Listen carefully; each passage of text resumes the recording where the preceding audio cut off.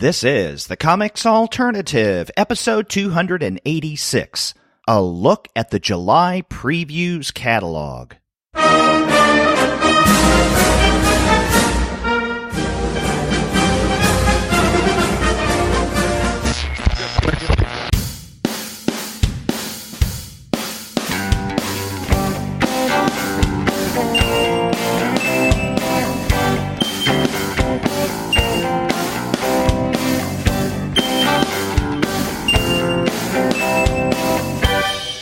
Hello, happy July 4th, and welcome to another episode of the Comics Alternative. I'm Derek. And I'm Paul, and we're two guys with PhDs talking about comics. That's right. And it's the beginning of July, which means it's time for Paul and I to look at the current Previews catalog. And there's a lot to bring up and discuss from the July catalog. But before we get into that, we want to let all of you know that this episode of the Comics Alternative is brought to you by those wonderful folks at Discount Comic Book Service. Go to their website, dcbservice.com, for all of your comics pre-ordering needs. There, you're going to find all DC, Marvel, Image, and Dark Horse titles at 40% off of the cover price if you pre-order. For all of the other publishers, you'll find that those discounts can go anywhere from 20 to 35% off of the cover price. And every single month, you're going to find some unbelievable specials. Sometimes those specials could be as much as 45% off of the cover price. Sometimes 50% off. But every now and again, you can find discounts that are more impressive than that. That's right. And if you're anything like me, and it's time for these previews episodes, then what you do is you sit down with DCBS open as you listen to us talk about all kinds of upcoming comics. And it's actually almost ritual that you go through and fill up your cart with all the exciting stuff that we're going to talk about today. While you're there, check out the bundles that DCBS has every month. We're still recording, as of this recording, at the time when the June stuff is up, but by the time you hear this, maybe July's bundles will be up there. And month after month, DCBS has bundles from DC, from Marvel, from Valiant, from different publishers that are 45 and most often 50% off of a huge bundle of comics. So, while you're filling your cart with all kinds of stuff we discuss, check out those bundles as well and the great discounts that you get on different lines of DC, Marvel, Valiant, and different publishers' comics. As a great way to take advantage of the incredible discounts at Discount Comic Book Service. That's right. And, whether you like to get your comics bundled or in individual issues and copies, it doesn't matter because all of it is at great discounts at Discount Comic Book Service. Go to dcbservice.com because they will take care of all of your comics pre-ordering needs. And after you do get your titles there, please be sure to send them an email and tell them, hey, the two guys with PhD sent me. Yeah, we'd really appreciate you letting them know. Paul, as I mentioned at the opening, and I think you had mentioned this off mic to me before we started to record, this may be a longish episode of the podcast because there's a lot in the July previews that I listed as wanting to highlight. Yeah, it's exciting. Just a reflection of how exciting the comics world is. You listeners already know what we don't know right now, which is how long this episode is. Your podcasting app is telling you. But what it reflects is there's a lot of great comics for us to talk about this month. That's right. But before we get into a discussion of the solicits in the July Previews catalog, we have some listener mail that we could share with our listeners. That's right. Mail time. Mail time. Ooh, the mail's here. That means we get to see our old friend, Mailbox. And what our old friend Mailbox brings us is actually over the past week, quite a number of messages across a variety of platforms, from email to Instagram to Slack, Twitter, YouTube. For some reason, over the past week, a lot of people got in touch with us. And let's begin with an email, Paul, that you and I received from Annie Koyama about last week's Koyama Spotlight. Yeah, Annie Koyama was kind enough to listen and share about the episode we did last week where we went over Koyama's recent releases, and it was really good to hear from her. As we said, if you listen to that episode, she's just a phenomenal publisher, a phenomenal curator of great comics. And she was really helpful in pointing out to us that we had stumbled over the pronunciation of a couple of names of creators. And so we definitely want to correct that and offer our apologies to those creators. One of whom is ADgen, which, oh no, I did it again, Derek. Spelled A.degen, and it's pronounced Degan. Did I get that right? Yeah. Yes. And Degan's Mindhunter's Soft X-Ray was one of the books that we really enjoyed from that collection of Koyama Press books. The other correction she offered was for the creator Michael Como, pronounced Comeau, which we pronounced, I think, Camus. But it was, I definitely said, we both said we understand how important it is for creators who are establishing their work and getting it out there that their names are correctly pronounced. I'm definitely sensitive to that. So our apologies to those creators and to Koyama. And thank you, Annie Koyama, for helping us to get it right. We'll work on that one. That's right. Yeah. Thank her for her support that allowed us to actually do the Koyama spotlight last year with their current spring releases, but also reaching out to us and letting us know that that's the way that you pronounce Degan and Como. So thank you. And salutes to both of those awesome creators. But we've also gotten a slew of other responses across various platforms, as I mentioned. And we, over the past week, have gotten 3 messages on our YouTube channel. And reacting not so much to last week's episodes, but to different shows that I guess these listeners have discovered quite recently on YouTube. And one listener who goes by the name on YouTube of Bagpuss, was listening to my interview with Mags Visaggio and Sonny Lee. Sonny Lou, right? Sonny Lou, I'm sorry. Lee. Okay, speaking of mispronouncing names, Sonny Lou. It happens. We have a lot of names to talk about here, right? Yeah. And Bagpuss writes, being a subscriber to DNC, and I'm not exactly sure, like DC, DNC, I'm not certain about that. But being a subscriber to DNC, it was interesting to hear Mag speak herself rather than mediated through another person's opinions. I enjoyed the interview with her and with Sonny Lou. So that was cool. I suspect that Bagpuss is referencing diversity in comics, which is not what it sounds like. I don't know if you're familiar. Okay. Yeah. And I do appreciate that we can hear from Megs, who I have so much respect and appreciation for, rather than through outlets that very unfairly treat her.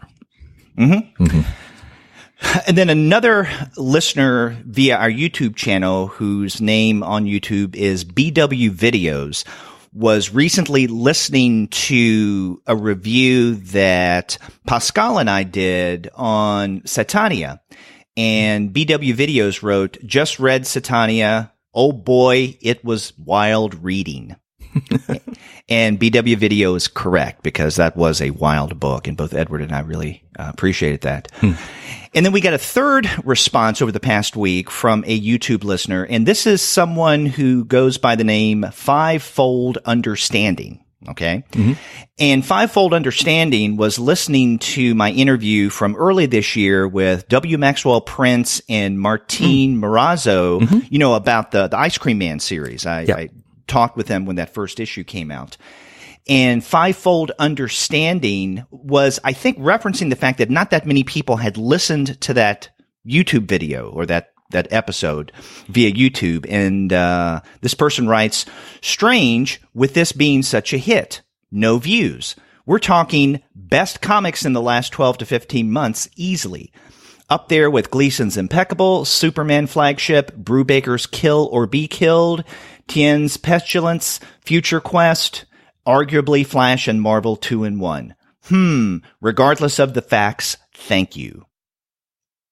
So Fivefold Understanding understands that Ice Cream Man is definitely something to check out, and appreciated my interview with Prince and Morazzo. I'm glad that you enjoyed that interview, Fivefold Understanding. Thanks for your list of your favorites, too. We also got a response from, I know, a very dedicated listener who has communicated with us before on our Slack channel. And this is Don Fenner, who goes by Perseus on Slack. And he wrote me the other day. He said, "You and your podcast have opened comics up to me in a whole new way. The back half of previews is where I live now." That's great to hear. And I'm glad that we're sharing this. Perseus or Don Fenner has been real active in the Slack community, and we enjoy that. We enjoy your engagement. So shouts out to you. And we hope that we're bringing a little bit of perspective on different kind of comics. And thanks for your engagement in this conversation, Don. Yes. Thanks, Don. Always good to talk with you about what you're reading and whatnot. Yeah.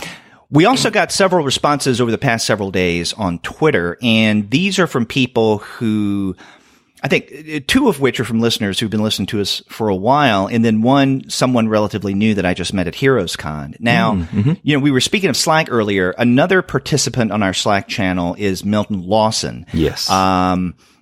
But I had the pleasure of meeting him and even talking with him briefly at Heroes Con a couple of weeks ago. Yeah. But Milton posted on Twitter just recently, and by the way, he goes by @CitizenMilton on Twitter.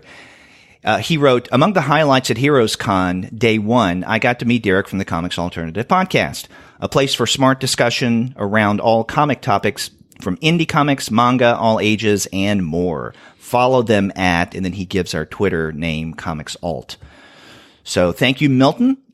And then that posting by Milton generated a response from another dedicated listener, Jay Loving, Mr. Holy Balls, as we call him. And he listens to us on a regular basis and also responds on Twitter quite often. And so he responded to Milton. He said, "Derek is one of my favorite people." That's touching. Really Thank you, Jay. Thank you.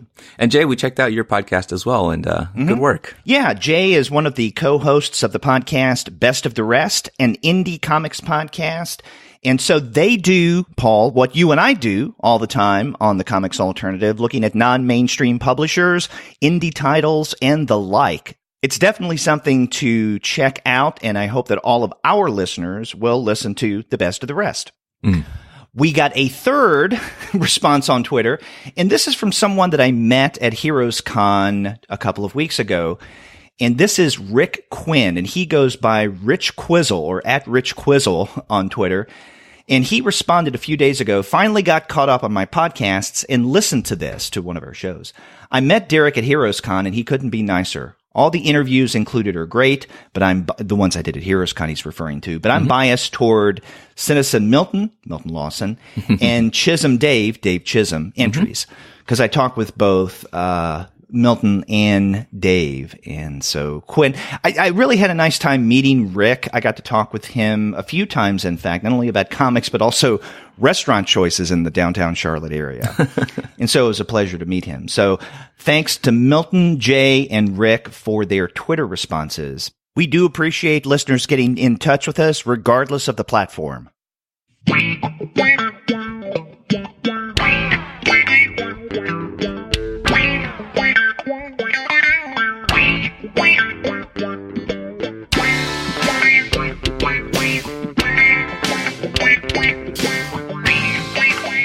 Well, Paul, let's jump into the July previews catalog, shall we? We got our work cut out for us. I know. And one of the things that doesn't help matters much is that with the July catalog, now we have listings of the Comics Halloween Fest offerings. Yeah. Or Halloween Comic Fest offerings for this year. And I don't know if you wanted to say anything about those. I don't find them overly inspiring, not like Free Comic Book Day. This is like a mini Free Comic Book Day. Yeah. It's meant to be able to fill people's trick-or-treat bags with comics, which is a fun idea. And, there's a lot of spotlighting of horror comics, or horror-related comics. some of them are less horrifying than others. A lot of them fun and for kids. So, that's kind of the emphasis there. And, my first pick is on page like 45 or something like that, which it speaks to how much content there is before, about the Halloween Comic Fest. But I just think any kind of industry-wide or market-wide endeavor to get the word out about comics and, invite readers and new readers and kids into the world of comics is kind of fun to see. That's probably my main thought on it. Yeah. There are, I think, 3 Halloween ComicFest titles that really stand out to me. Most of them are either reprints of previous issues, like, for instance, Jughead the Hunger. DC is offering Hellblazer #1 as a free comic book day offer, or a Halloween ComicFest offering. The Goosebumps Monsters at Midnight, I think we've seen before. But 3 that stand out to me, and one of them, the offering from Kodansha, doesn't seem to have anything to do with Halloween. It's Battle Angel Alita Homecoming. So if you're a fan of Battle Angel Alita, then this is something you definitely want to pick up. One that definitely has horrific, if we want to call it, tones, is offered by Viz, and this is Frankenstein, Junji Ito's story collection sampler. So I'm a big fan of Junji Ito. I'm assuming that this is going to anticipate the next book or collection from Junji Ito. Yeah, it looks like it. It says rating teen. I'm just picturing a little kid getting a Junji Ito comic and their trick-or-treat bag and out. Disturbing them for life. Exactly. Yes. Please don't do that. Right. You'll become that house in the neighborhood that exactly nobody goes to. Yeah, it's like, well, they didn't put razor blades in the candy, but they did give us this comic by someone named Junji Ito. And my kid is traumatized for life. Yes. Yeah. Rolled up in a little ball in a fetal position, won't move. But no, the third title that I'm kind of excited about for the Halloween Comic Fest event is from Albatross Funnybooks, and we will talk about this later in the episode. Eric Powell's Spook House. So this is Spook House Sampler Mini Comics Bundle. Yeah, looks good. We love Eric Powell stuff. Mm-hmm. But after that, you were mentioning that in the previews listings proper, you start on page, did you say 45? And this is the Image. Yeah. And again, Image is opening, I guess this is going to be a regular thing now because this is 3 months in a row that we start with Image in the premiere publisher section. So, okay, so what do you have on 45? Is that where you start to, or did you want to peek into? Okay. 45 is Man-Eaters #1, a new series from Image Comics. It's written by Chelsea Kane and with art by Kate Nimchik. And it's a sort of it's sort of part cat people, part Handmaid's Tale. It's about a mutation causing menstruating women to turn into ferocious killer wildcats. Chelsea Kane and Kate Nimchik were the creative team behind the Marvel series Mockingbird, which was like a sort of out of nowhere, super subversive, really, really interesting, powerful feminist superhero comic that that did really well critically, and also subjected Kane to the hordes of social media trolls that really tried to sort of boo her off the stage because of not that radical but necessary feminist perspective in that book.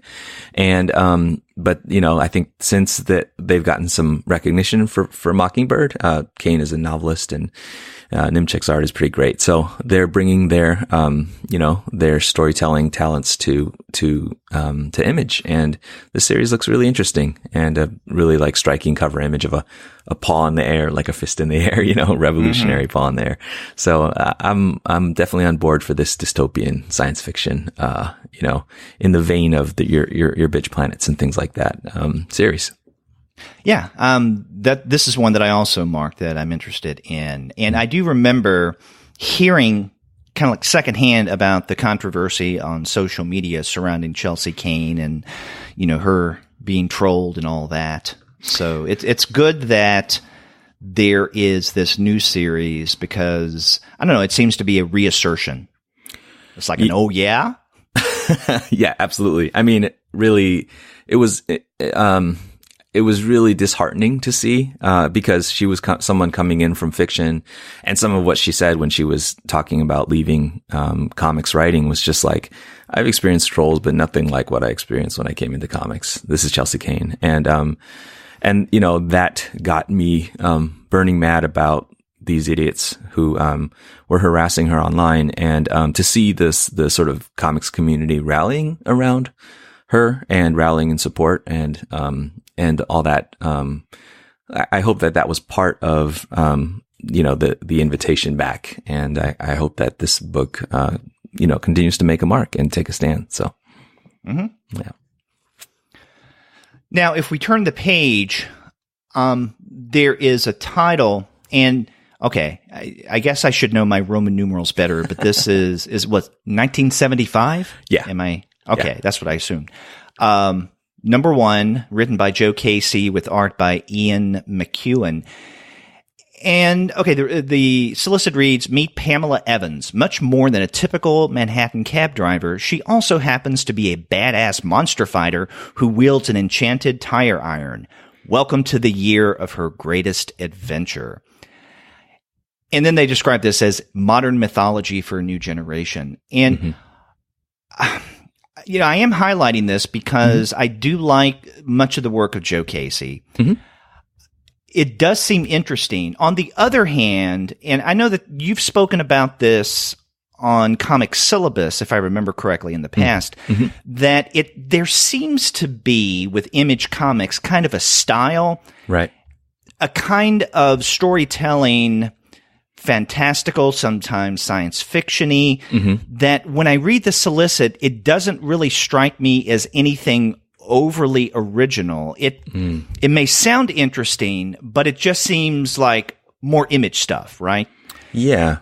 And so on the one hand, I do want to check out 1975, number 1, by Casey and McEwan. On the other hand, this, and I think a couple of other solicits that I'll probably highlight in this month's catalog from Image, kind of strike me as, and I don't mean this in a pejorative way, typical Image. Yeah, but as far as that Image sameness, I hate to admit that I thought the exact same thing when I turned to this, and I wondered what it was. You know, I have to admit that part of me, there's a bias here that I like Joe Casey's work a lot. I've also seen Joe Casey's work a lot. You know, I have a basement full of Joe Casey's work, and I guess the fresh, as much as there is a certain freshness to, you know, Ian McEwan's art and the cover image and to the premise, there's also, I guess, a little bit of the feeling of the sameness.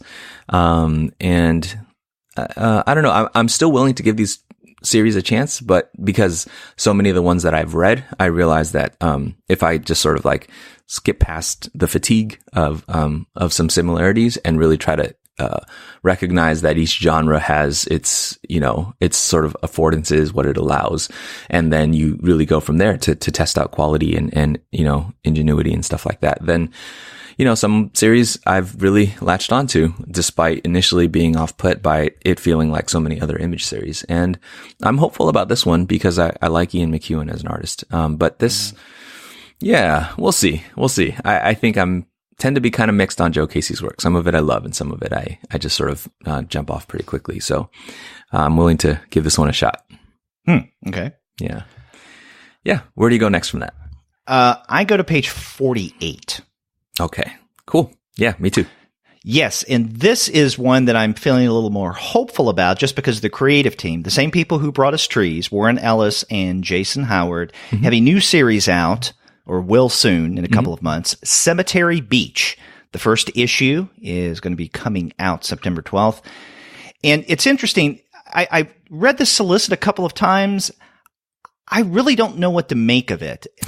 This is one of those solicits that I read hoping to be enlightened as to what this series, or at least the first issue, might be about. And I come away kind of empty. I don't really know. I mean, the solicit is a professional Pathfinder. His only ally, a disaffected young murderess, breaks out of a torture cell in pursuit of his worst extraction scenario ever, escaping on foot across a sprawling and secret off-world colony established 100 years ago and filled with generations of lunatics. So, you know, I just feel that there's a lot packed into that brief solicit. But it seems to me that there's some vital information about the series premise that could have come before what I just read to kind of explain things a little more, because it's like, what the hell's a professional pathfinder, a murderess, and a torture cell, an off-world colony? Give me a little more context here. Yeah. I can see what you mean. But on the other hand, my history with the Warren Ellis series, the premise that's pitched at the beginning has very little to do with what eventually happens, or my degree of enjoyment of it, to be honest. I have to say, reading solicits, and this makes sense of why Previews is the way it is and why comics solicitations work the way they are. The premise of the story, or really sort of the quote-unquote plot, or the suggestion of the plot, it really factors in very little to my ultimate enjoyment of the comic. You know what I mean? Because so many premises can actually play out to be terrible or to be, super interesting in terms of what's done with it. And this is one that's like it, where I sort of lend a lot more credence to Warren Ellis and Jason Howard and the Vintage of Trees, which was a really interesting series, than to what happens. I think there is, in those few words. I mean, there's an art to writing solicits, right? And there's in those few words enough hints of the kind of action or suspense or crime story that this is meant to be. But who knows? With Warren Ellis, 3 issues into it, suddenly something supernatural pops up, you just kind of never know. I will say that for me, Jason Howard's art, one thing I really liked about Trees is like the really smart design aesthetic in the cover, in those covers, which, also paid off on the interior art being really, really interesting, and a different beast altogether. But like this one gives me vibes, this cover, image gives me vibes of John Paul Leon's, sort of design work on covers, that sort of like frenzied map, this like really powerful use of negative space, really striking image. And so, I like that it's wholly fresh from Trees, but it also has a lot of that stuff. And probably that stuff tends to factor in more for me than, what exactly is happening in the story, which I just sort of leave into the, wily hands of Warren Ellis. Yeah. But yeah, I'm excited about Cemetery Beach. Where do you go after that? Next page. I thought that you might. Green Monk, Blood of the Martyrs, drawn by Brandon Dayton. And Dayton is continuing work that, it says the thrilling, Yalsa, young adult, literature, award-winning comic by Brandon Dayton continues. And didn't know previous Green Monk work, but, I really like this cover art. It says in mythical Russia, a mysterious young boy is raised by an order of peaceful monks. As he grows to manhood, bizarre dreams and the call of destiny leads him to discover a powerful mystical weapon and to face a terrible violent choice. So I'm intrigued. I will, hunt down the work of Brandon Dayton. I like that cover image. So I'm on for that.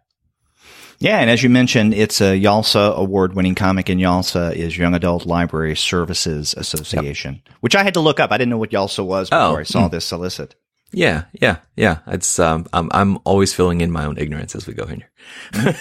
Well, this sounds like something that maybe you and Gwen can discuss in a future Young Reader show. That would be awesome. I really like, actually that's going to come up several times in this walkthrough of the catalog, is how much I'd love to have that Young Readers show expand, because there's so many good comics to talk about. Yeah. Yep. How about you? What's next? I highlighted that, but my next highlight is on page 51. I didn't know if you had anything before that. Nope. Let's go to 51. Okay. So this is, I don't know if I'll get this, but I wanted to mention it for one or two reasons. This is Me the People by Pia Guerrera.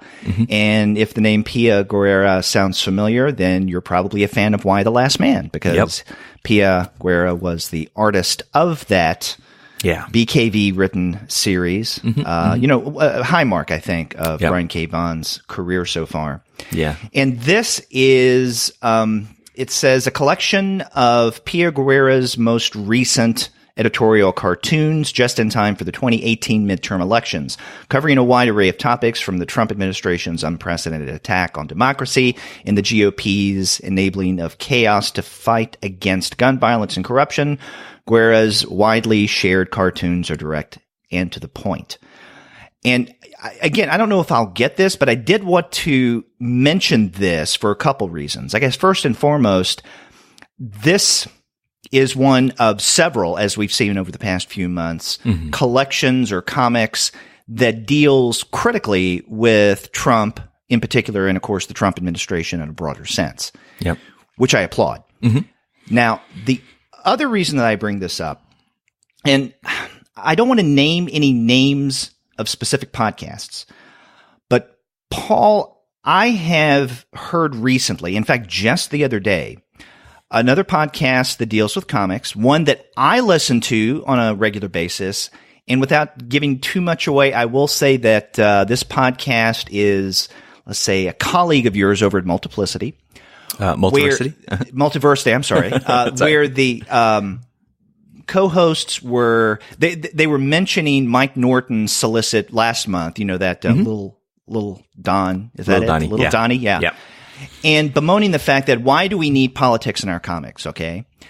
I've heard the same thing from other comics podcasts that I've listened to in the past. We don't necessarily need politics in our comics. And I have to tell you, I couldn't disagree more. If for no other reason, there is no such thing as a narrative that is politically free of anything. And there are going to be politics of some sort in every story, and I guess across medium, whether it be comics or prose fiction, film, TV shows, or what have you. Some of the politics is going to be intended and overtly embedded. Some is going to be unintended and will in many ways kind of underscore, maybe give tacit support to certain assumptions, political and social, cultural, that we have going on.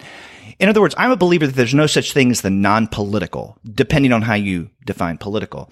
But I also have no problem with a cartoonist making a more overt stand against or for something. And so when I hear comics readers, they may not put it this way, but the assumption is that there is a pure comic and then there is a politically tinged comic.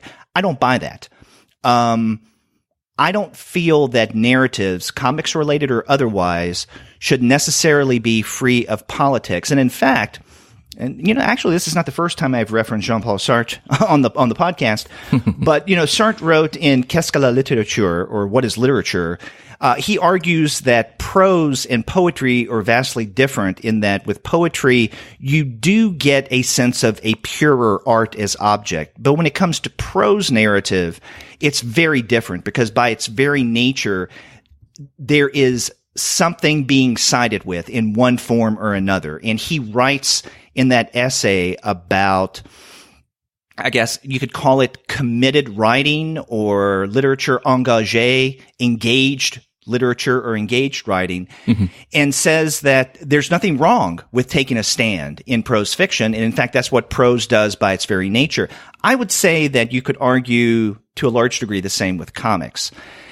And so by claiming, hey, we don't want politics in our comics, why do they have to be so overt about this? My response would be, politics is always there. Sometimes it's intended and overt. Sometimes maybe not so apparent and unintended. Why should we not expect creators, artists, especially those with a particular position? You know, social position. We were talking about Man-Eaters earlier. I mean, that's a very politically engaged series, it seems to me, from the description. Just because in this case, Guerra, she highlights the Trump administration, I'm not disturbed by this. In fact, I applaud it. And I know I've kind of gone on a little too long about this, but when I heard this particular podcast the other day bemoaning the fact that, oh, why is Mike Norton doing this? Do we really need politics in comics? I don't know. It set me off. You know, I have to admit, I don't know what you're, well, I didn't listen to what you're referring to. And if it is the people that I think, I would be shocked because those people, to my knowledge, don't hold that perspective.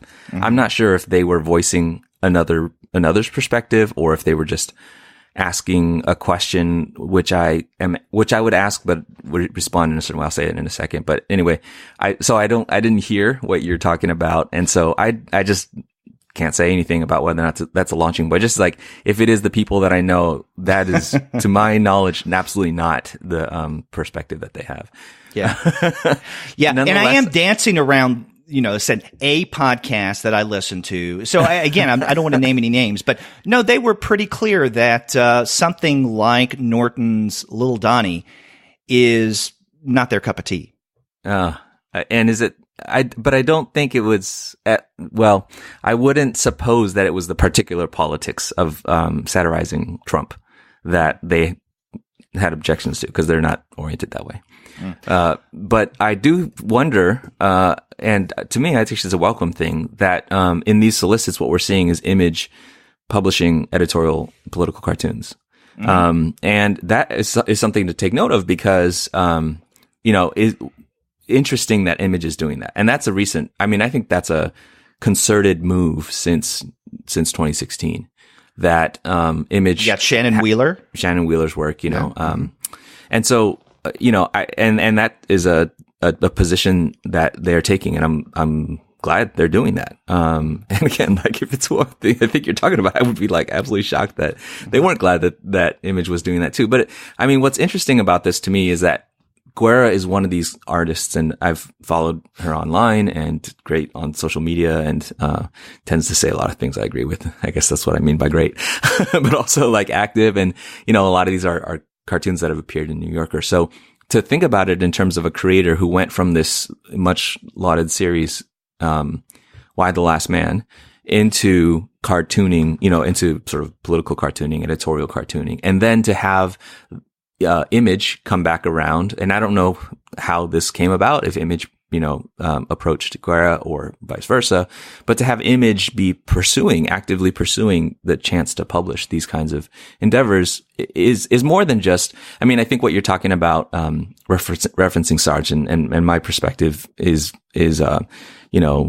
much more like, I think of the Russian, Voloshinov and how ideology is always, always in our language and in our art. And so just to try to be apolitical is a fiction. And so therefore being overt about the politics, especially in urgent times like now, where I think it's immensely necessary. And come at me. Go ahead. Come at me on Twitter. No, I'm just kidding.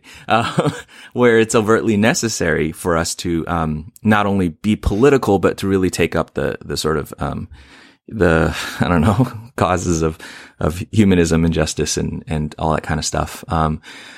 I think it's necessary. I just and so I'm glad that Image is taking this turn. But in specific, in pursuing these people who might have been like, oh, they're not doing quote unquote comics anymore, they're doing political cartoons, and to say to Pia Guerra, like, hey, bring this to Image, that to me is a welcome trend. Yeah. But, I want to point out that there's not just this one unnamed podcast that I'm pointing out. I have heard the exact same sentiment on a number of other comics related podcasts that in the past I used to listen to on a regular basis. Some I still do. But there's this idea, I think, implied that there is the quote unquote pure comic, and then there's the politically tinged comics. And again, I just don't buy that distinction. And so when someone says keep overt politics out of my comics, it's like, it's already there, Yeah, for sure.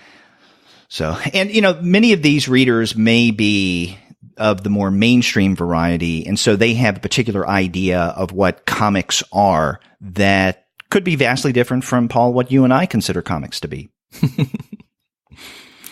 But again, I've kind of harped on that long enough, I think. I don't listen to those podcasts. Actually, a much more exciting title, and this will get me away from the at least overtly political, is on page 52. And this is exciting. This is one of the things that I'm really looking forward to in this month's previews. Written by Ed Brubaker and art by Sean Phillips, just an incredible team. My heroes have always been junkies. And this is an original graphic novel, the first that Brubaker and Phillips have done together. Yeah, after a long run of collaborations on things like, it's listed here in the solicit, Criminal, Kill or Be Killed, The Fade Out, Fatale, and things like that. So yeah, this is a different format for this team, which has been critically appreciated for a long time. Right. And I love Phillips' cover that we have here. It's in primarily blue, and it's a woman with a cigarette hanging out of her mouth, kind of a close-up of her. And it's kind of simple and stripped down, but it just strikes me as a wonderful image that encapsulates the kind of storytelling that Brubaker and Phillips do in their crime noir narratives. Yep. I think that this being an OGN is interesting because their partnership has been long-standing, but they've been sort of changing in terms of format. They've been evolving in terms of format and length and stuff like that. And some of that is about, I'm sure, sustainability in the market, but if you think about how long Fatale went, in contrast, or Criminal, and the sort of different series that Criminal, sort of one after the other, sort of short series in what I think of as a sort of a Sin City model. And then the Fade Out being a very tightly controlled and planned limited run. I think they've just become savvier and savvier about the sort of length of storytelling. And so this hardcover is 72 pages, and it's an interesting move. I think that I feel like they're testing out the format and seeing how their stories and sales work in this format. But the premise is very familiar Brubaker Phillips territory. So if that's your jam, then I'm sure you're going to be out for this. Yeah.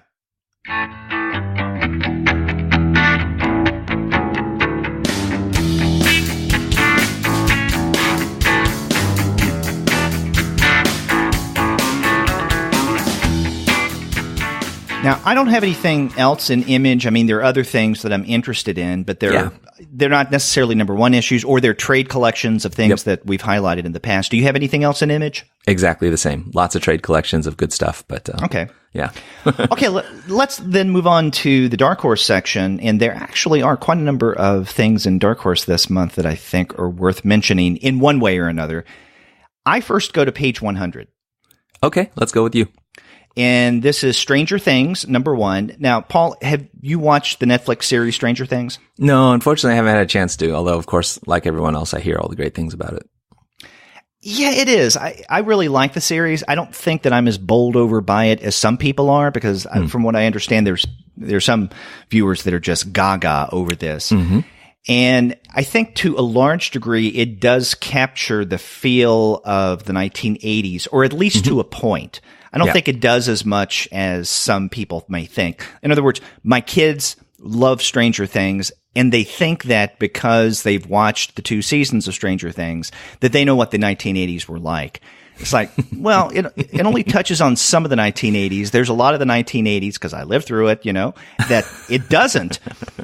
But again, I do think it's an entertaining series. I don't know if I will read the Stranger Things series, but I just find it interesting that, and not surprising really, that they have decided to adapt that into comics. And so what this first narrative arc is going to do is to tell the story of what happened to Will Byers that we didn't get to see when he went to this kind of weird other dimension in I guess the first season of Stranger Things. So yeah, it could be interesting. This is written by Jody Houser, a very competent writer in comics, and the art is by Stefano Martino and Keith Champagne. That's right. Okay. Mm-hmm. Yeah. Jody Houser is a great writer. I like Jody Houser's work a lot, and I've heard Stranger Things as people in their 40s explaining the 80s to people in their 20s. I happen to be right in between that, so I think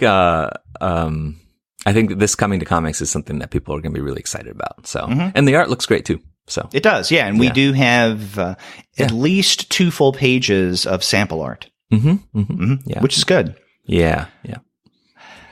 After that, I go to the next solicit on page 104. Let's go with you.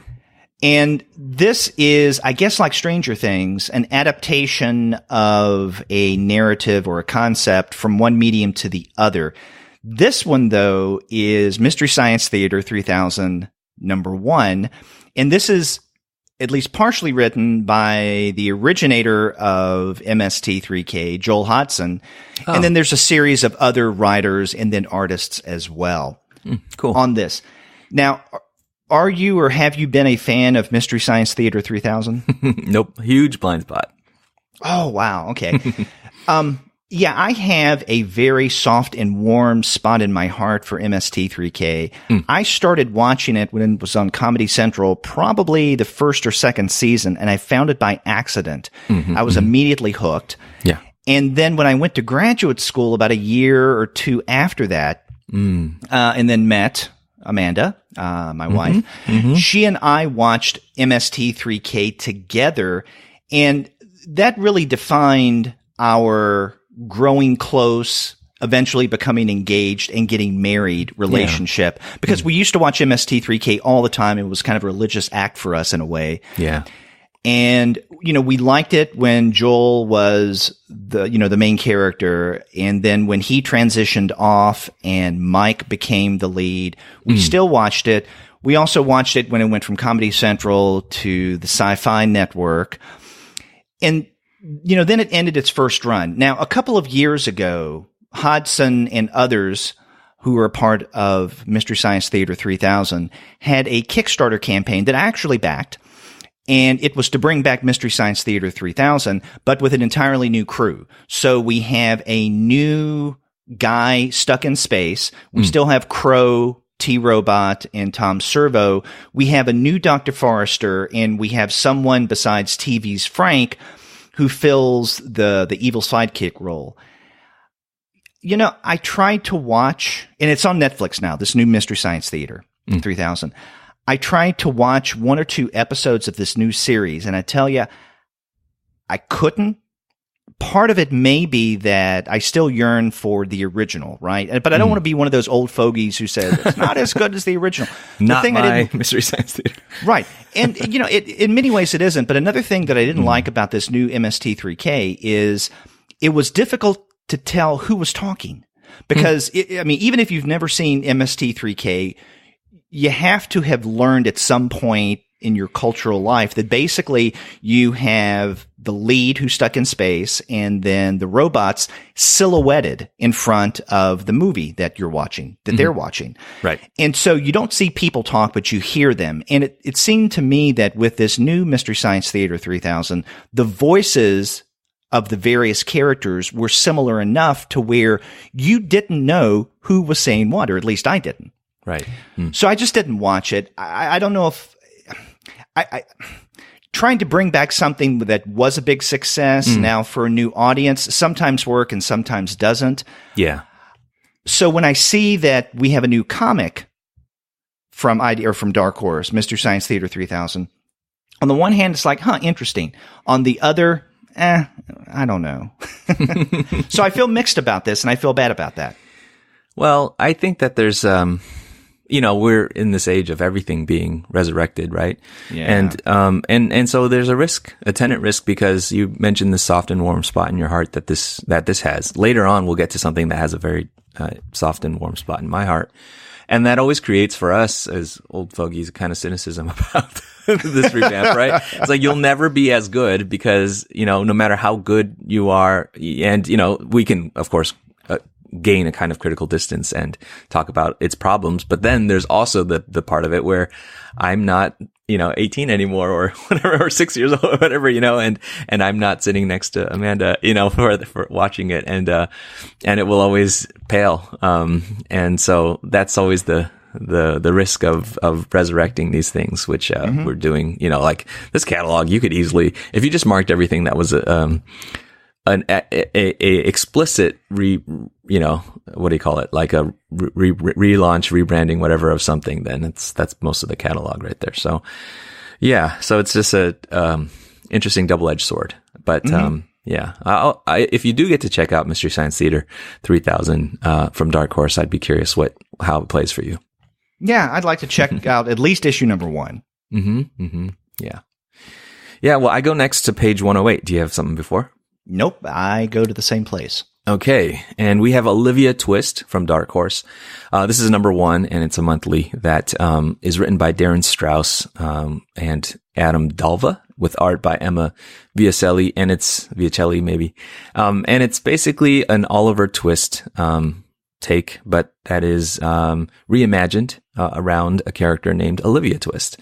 We get a few pages of interior art, and it looks real good. And I'm kind of, I mean, I'm not like a Dickens nut, but Oliver Twist does, every retelling of Oliver Twist pops up at some time in my life when I connect to it in a new way. So this will be interesting. Yeah, and of course, this we should mention is the latest new series that's part of Burger Books. That's right. Yeah, and we've been enjoying those. Mm-hmm. Mm-hmm. Yeah, this does look like a promising new title. Yeah. I go next to 112. I do as well. Okay. Do you want to talk about this one? No, you go ahead. Okay. This is War Bears, number 1 of 3, a 32-page comic that is the beginning of a miniseries.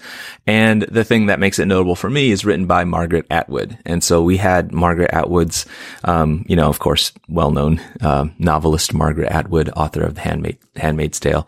But we had Atwood's talents on Angel Catbird, which we've talked about before as just a wild, wonderful, weird ride. Yeah. And I think it was last month that the complete Angel Bird was listed, right? That's right. Angel Catbird, the whole thing.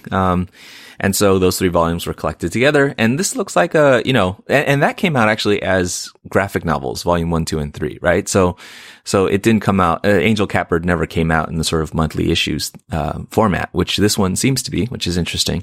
And we get a little bit of Ken Stacy's, art, interior and cover, and in a similar but actually a little bit different way from Johnny Christmas on Angel Catbird. I think Stacy has a kind of throwback style, a very sort of classic style, which I imagine Atwood is looking for to do this work. And the story is Orsonet, a fictional Nazi fighting superheroine, is created by a comic book creator at World War II, and then in the early days of comics, a story that follows the early days of comics in Toronto, a brutal war greatly strains Al, the creator, personally. And so it's about the rise of post-war American comics. So it looks interesting. War Bears, number 1. Yes. It's an interesting title. And, reading the solicit, I don't know if you felt the same, but I couldn't help but think of Chabon's The Amazing Adventures of Cavalier and Clay. Yeah. Yeah. This seems to have that same feel, right? So it's a narrative about comics history as it applies to the middle of the century, World War II, and what was going on in Europe, and how comics can become important in terms of being, and I've said it before in the show, politically engaged. Yeah. I love that. And Atwood and Chabon both have that experience, I think, of being kids and being obviously very literate kids.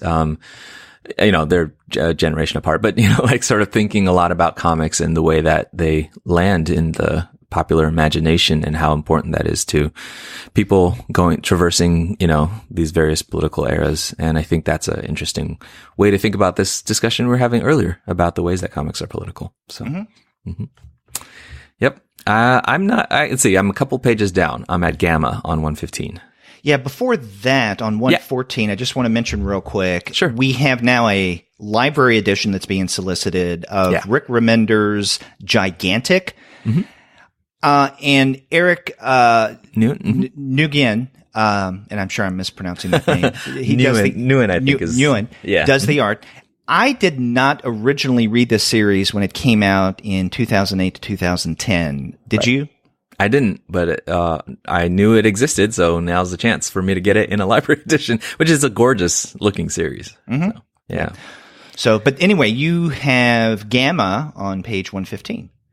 Yeah, I just want to mention because I like Ulises Fariñas and Eric Freitas, the writer-artist team, on this. And so it's kind of a mix of Eastern and Western comics styles in this Monster Hunter series. That's, it's going to be a miniseries. So I would be interested in checking out Gamma, but it says here actually Gamma is back. Well, I didn't know that Gamma was here in the first place. So it must have been an oversight on my part.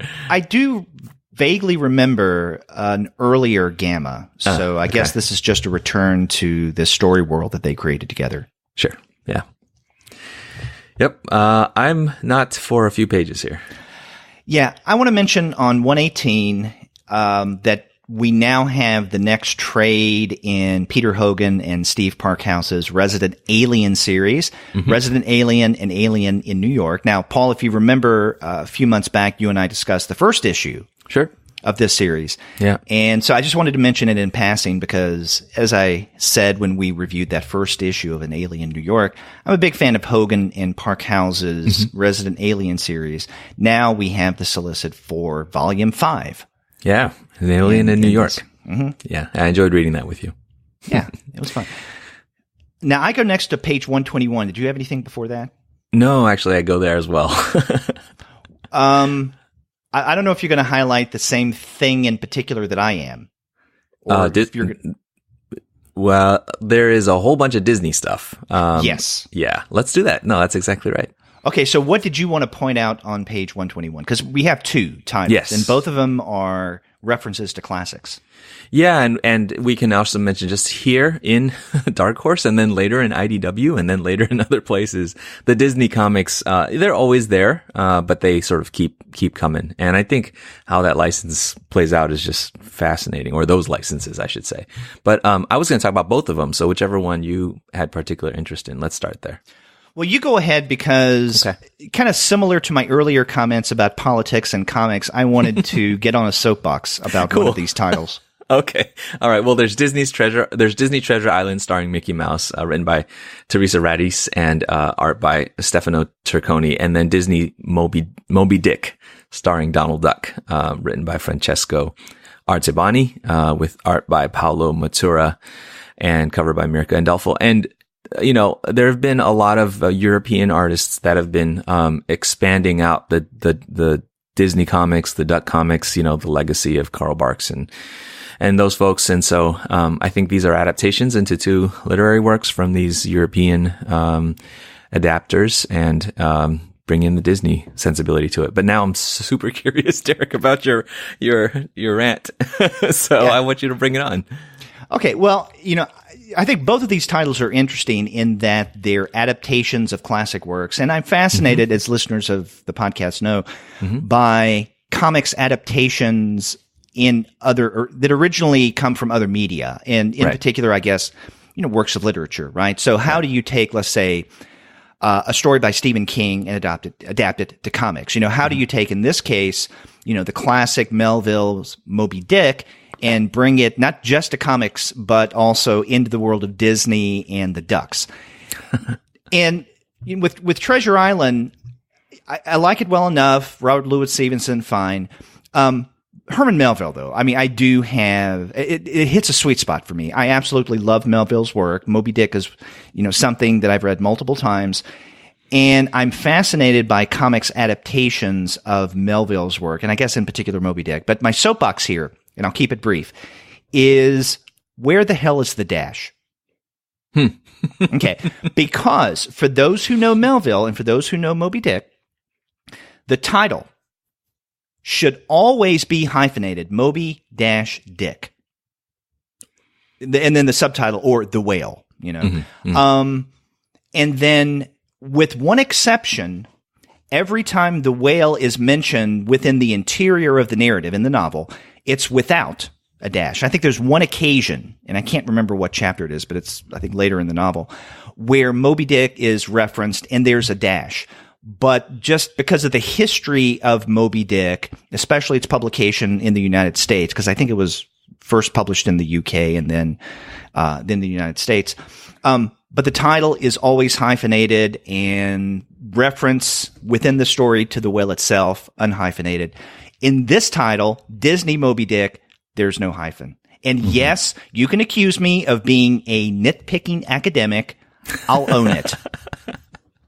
It's the same thing when people say The Adventures of Huckleberry Finn. No, it's Adventures of Huckleberry Finn. There is no "the" in the title. There is such thing as The Adventures of Tom Sawyer, but it's Adventures of Huck Finn. And it's Moby Dick, the title, with a dash. If you're going to come with Moby Dick at Derek, you got to come correct. And yes, I'm a nitpicker, and yes, it can be annoying. I'll admit that. But But One day, when it comes right down to it, I would like to check out this, because we have, instead of, Captain Ahab, Captain Quackhab. And instead of a doubloon, we have his lucky dime. Yeah. I just think that the carrying on of these, of Disney comics is, there's so much stuff, and it's hard for me. I would love for somebody who knows this stuff really well to help me filter through what's the good, what's the best of the, from Dark Horse or from IDW, what's the best of the current day Disney stuff that's coming out. Because whenever I've taken a peek into it, there's a lot of the essence and the spirit of those, those Carl Barks, era comics, Duck Comics, those classics. I don't know what to follow. And so I'd love critical appraisal from somebody who knows this stuff. My next solicit that I wanted to highlight is actually on that next page, 122. Okay. And this is the first issue of a 5-issue arc, Joe Golem, The Drowning City. So it's issue number 1. And this is written by Mike Mignola and Chris Golden, with art by Peter Berntig. And I've mentioned Joe Golem on the show before. I don't think we've ever reviewed, maybe once, a Joe Golem comic. Now, just recently, the second volume of Joe Golem, Occult Detective, Volume 2, Outer Dark, was released. And then before that, we had Ratcatcher and the Shrunken Dead.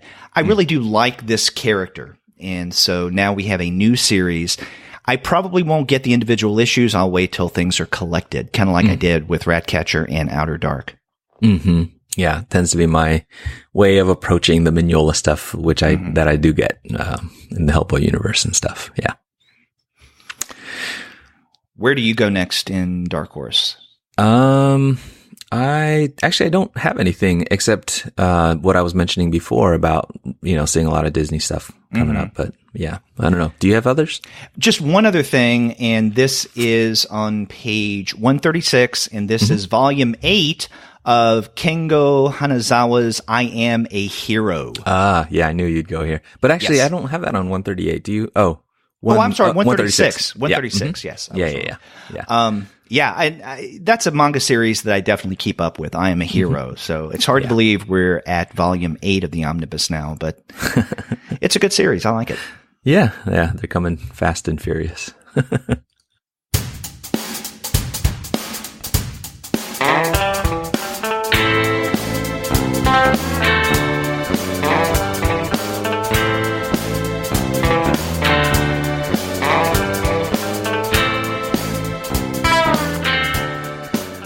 I don't have anything till 154. Okay.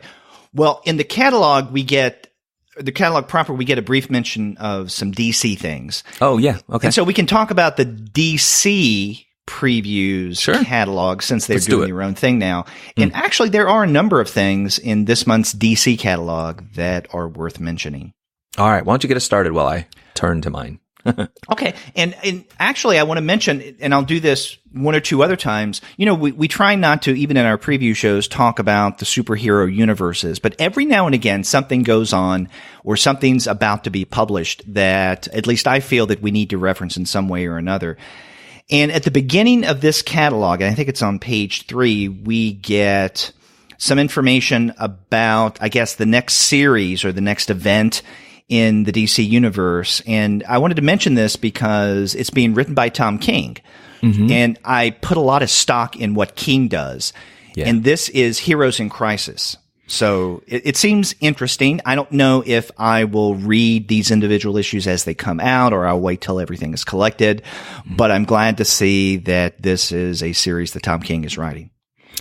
Yeah, if folks are listening to the On Location episodes that you're doing at Heroes Are Hard to Find, Dr. Michael Cobre, who's joining you in those and talking a little bit about some of the superhero comics of note, had in the last episode, paid tribute to King and King's work. And it's really, he's kind of the writer of the moment. And I think this is especially interesting because it's about, It's about PTSD and the notion of superheroes and supervillains, I guess whatever. Superheroes who are traumatized by the crime fighting endeavor. And, well known is that King served in the CIA for a decade or so before turning to all these comics that we read, and that experience informs a whole lot of what he writes in, say, Sheriff of Babylon or even The Vision, in terms of, trying to live regular life when you've been through these very explosive things that you've witnessed and kind of pain and trauma. And so I think that's an interesting starting point for this. And I think it's a relatively closed event. It's not one of these events that's like filtering into every book in the DC universe. But for a take on that, I think that is interesting. What I've seen of it, Heroes in Crisis, it does seem like it's very focused on Harley Quinn. And so I'm a little disappointed. I mean, you can do smart things with Harley Quinn, surely, but not. But usually it's smart things with cleavage. Right. And smart in quotes. So we'll see. I mean, my feelings about Tom King, I like Tom King's work a lot. So I gonna give this, a lot of rope, but I'm interested in it as well. Yeah. And another thing worth mentioning at the beginning of the DC catalog is they're also now, I guess, formally announcing their imprint DC Black Label. And this is something that we got some news on several weeks back, but now we find this in the DC catalog, that this is going to be an imprint where DC can do some interesting and even darker stories of characters from their superhero universe, where the stories aren't necessarily part of that continuity of what's going on in DC. Yeah. And this kind of thing has always gone on. I mean, I think anytime there's a Frank Miller prestige project at DC lately, it's that kind of thing, but they're all just putting it under an umbrella imprint, which is the thing to do these days, and featuring the likes of Brian Azzarello and Lee Bermejo on Batman Damned, and then actually, in fact, Superman Year One by Frank Miller and John Romita Jr. There's a Scott Snyder and Greg Capullo Batman Last Night on Earth. Of note for me, because I'm a big fan of these creators, there's a Kelly Sue DeConnick and Phil Jimenez Wonder Woman series and a Greg Rucka Wonder Woman series and stuff. So lots of interesting, sort of standalone titles where they can do lots of interesting DC kind of work in the vein of your Killing Joke and Watchmen and things like that. Right. And I'm glad that you mentioned that. On the one hand, these kind of stories are nothing new with DC. What is new is the fact that now they have an imprint under which to place them, right? And there is something to be said for having an imprint, because it's a form of branding, right? When we talk about Vertigo, people think of certain things. When we think, or thought now past tense, of Young Animal, there was another kind of sensibility that we thought about. And so now after we get several of these titles that you've mentioned that are going to start off the Black Label imprint, people will get a sense of what they mean by DC Black Label. It's kind of like, Johnny Walker Blue, Johnny Walker Red, Johnny Walker Black. DC Black Label. Yeah, and I just have to chuckle a little bit. This is a little of my cynicism coming out here, that it says in this, each DC Black Label series will have a unique format and release schedule to best serve the story and creative vision. And so, like Johnny Walker, it's going to be best, it's probably going to be aged to perfection. We will see the unique release schedule for these titles. An issue every 8 months. Yeah, maybe. That'd be pretty good, actually. But then after that, actually on the next page in the DC, we have the first of the new Vertigo reboot, relaunch that they announced a whole bunch of titles. And this is one I'm super excited about. Can we go there? Sure. Yeah, that's where I go next as well. Yeah, it's Border Town #1. It's written by Eric Esquivel and art and cover by Ramon Villalobos, who is a Northern California artist and one I truly love. Great sense of style. And so it is a Vertigo series. So there are monsters and supernatural things, but there's also sort of it's in a border town, and these monsters are monsters from Mexican folklore. And then it says the residents of Devil's Fork, Arizona blame the ensuing weirdness on these quote unquote god dang illegals. And so politics. Sure. Yeah. But I think it's an interesting interesting premise, and yeah, I'm excited about this one. Yeah, I am as well, and I'm looking forward to Border Town, but I was a little surprised that there were no other, unless I missed something, new Vertigo titles that were announced or at least solicited in this month's catalog. But at the same time, I was just going to say, a couple pages down, they have the Sandman stuff, but nothing else from the new. Yeah. But I kind of put the Sandman stuff, especially with what they're doing now with the Sandman universe, is different. And there in its own sandbox. Would you say? No. Yeah, because they yes, exactly.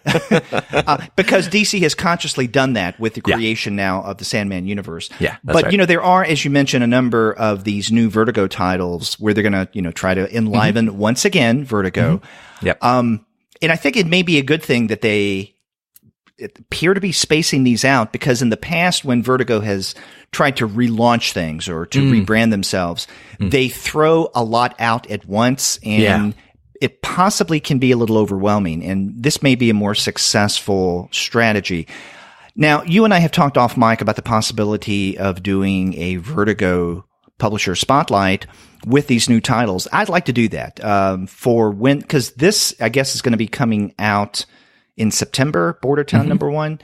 Yep. So we may have to wait until October, maybe even November. But I would like to look, once all of the #1 issues are out of this, new branding of Vertigo, we should devote a show to it. Yeah. That sounds really good. Vertigo, trusty to be good stuff. And I agree with what you said about this sort of savvy spacing out of the release. I think Burger Books and Black Crown at IDW have been real smart about doing it in that way as well. So, let one book sort of stew and get its energy, and then release another one. And I like that way of approaching the line. Mm-hmm. Yeah. Now, on that next page, 7 in the DC catalog, we have yet another new series, another #1 that's a part of Brian Michael Bendis's Jinx World, and this is cover #1. So it's written by Bendis with art by David Mack. Yeah, looks good. If you're into the Bendis-David Mack collaboration, I think it's going to be more of that. And, we're seeing Bendis stretch out his arms here in his new digs at DC with all kinds of Superman work, and then this Jinx World stuff, which I think we get more of it also a little bit later on. Page 12 has United States versus Murder Inc. instead of United States of Murder Inc. Mm-hmm. And I think later on there's like further issues of what we saw last time, which is more Scarlet and things like that. So, yep. And then we also get more on pages 10 and 11. And these are Vertigo titles, but, as we mentioned, they're part of the Sandman universe. And so there's The Dreaming #1 written by Simon Spurrier with art by Bilquis Evely. And then on page 11, House of Whispers #1 written by Nalo Hopkinson with art by Dominique Domo Stanton. So these look interesting. And again, they're Vertigo titles, but because they're part of the Sandman universe, I'm kind of placing them in their own little realm. Yeah. I'm equally excited about these as I am about the new Vertigo titles. Like many, I like Sandman, but actually I loved the creative teams that they announced on these books. Evely, for instance, is the artist I'm super, super fond of. And so they look like they're lending the right kind of, creative weight behind these titles. And so, it's going to be good. Mm-hmm. Where else do you go in the DC catalog? I guess beyond those Jinx World mentions, I don't know if there's anything else. Do you have others? Yeah, there are, I think, 3 or 4 more that I wanted to mention. On page 74, we have John Constantine, Hellblazer, 30th Anniversary Edition. So if you're a fan of Hellblazer, then you can get this 30th edition, Anniversary Edition hardcover, and it's apparently a lot of classic stories. So you're going to get things from Alan Moore, Neil Gaiman, Garth Ennis, so on, Paul Jenkins, so on and so forth. So this, I think, would be a good way of sampling classic Hellblazer. Apparently Sting does the intro. Honestly, that's not a draw for me. I'm not going to get this because, probably already have all this stuff anyhow. But for those who are either Hellblazer completists or want to be introduced to the world of John Constantine, something to check out. Yeah. No, there are times when I go through the DC collections sections and I'm like, I'm okay. This is not one of those times. This is one of those months where, and I do read a lot of the superhero stuff, but where the collections actually have this really great variety of lots and lots of good stuff. So, yeah. Now, we were mentioning earlier the Jinx world. One of the things that you'll find on pages 83, and then I think we also get it on 79. 79 is Powers, book 1, and then 83 is Scarlet, book 1. And so what we have, and I think we mentioned this last month, not only is Bendis doing new stuff with maybe some old properties that he's now bringing to DC, but I guess he's also reprinting some of these earlier works that he had published elsewhere, like at Marvel, with both Scarlet and Powers now. Yeah, I think he's retained proprietorship of that stuff, so now he can bring it all to DC. Yeah, but something that's even more exciting to me, and yes, I know this is part of the superhero universe, but nonetheless, I'm glad to see this. This is on page 84.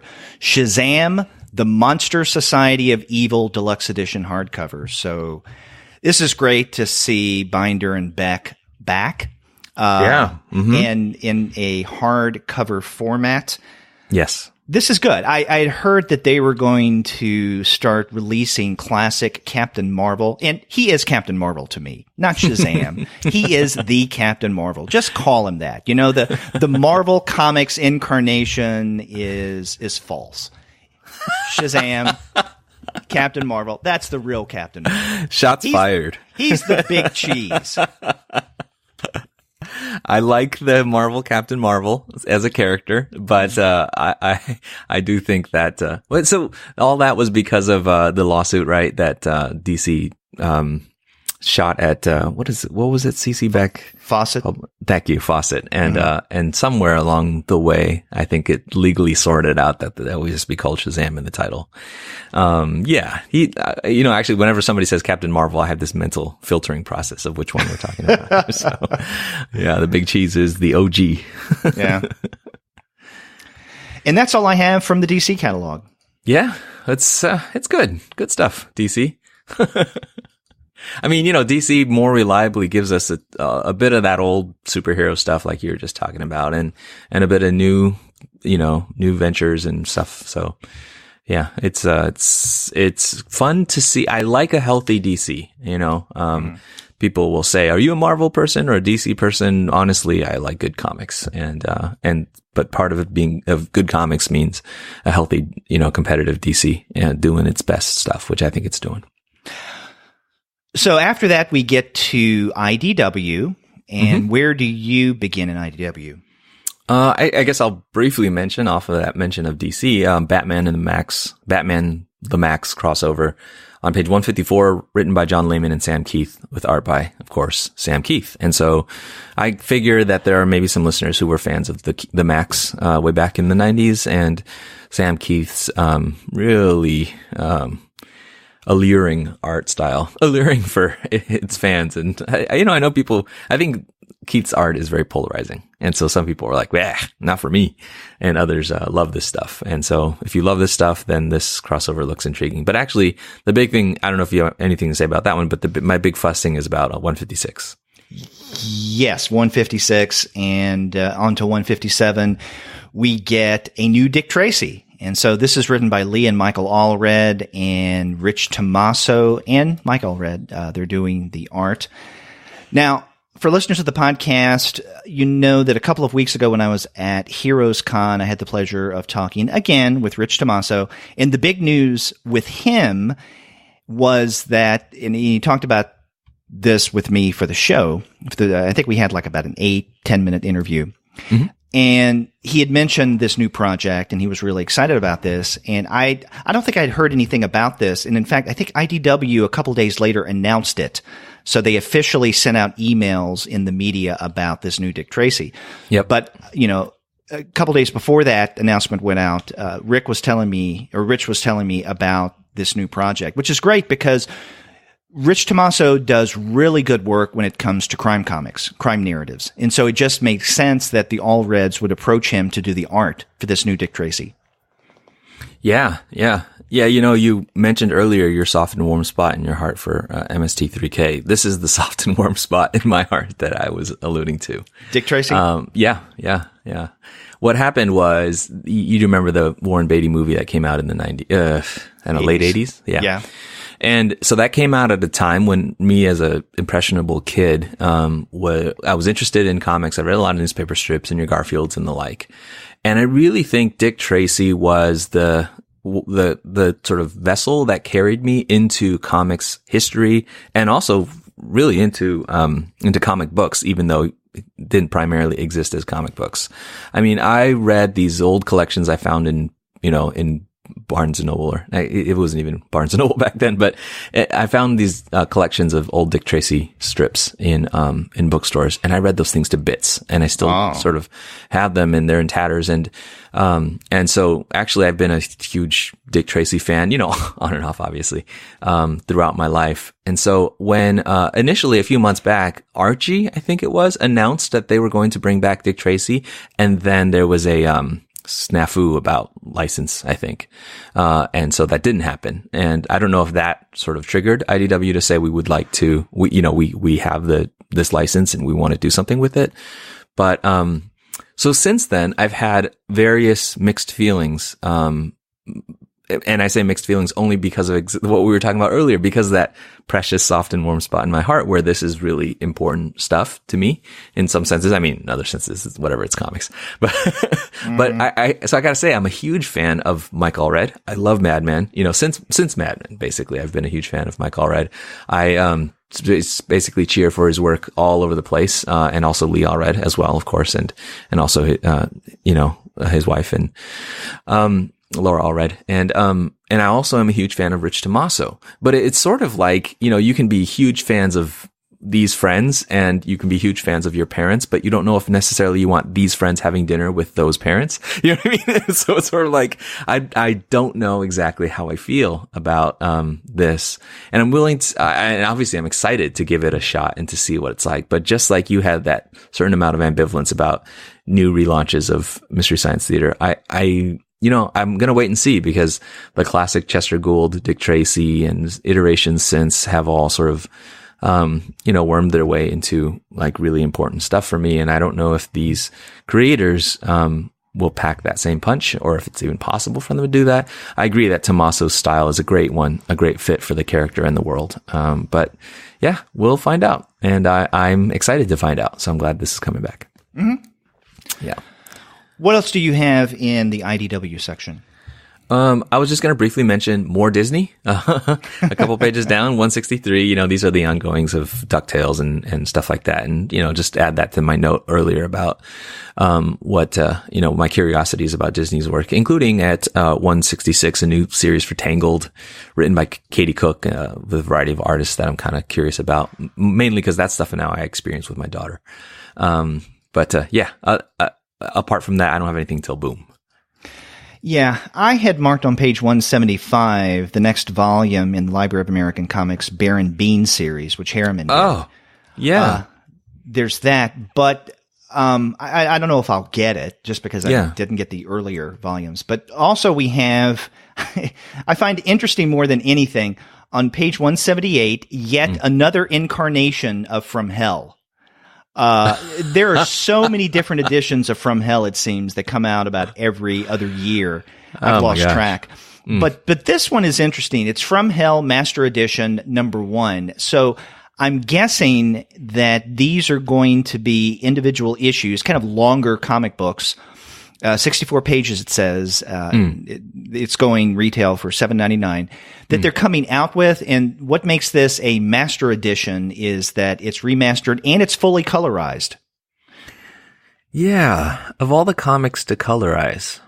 Yeah. You know what? I mean, it's meaningful that Eddie Campbell himself is doing the color, right? Right.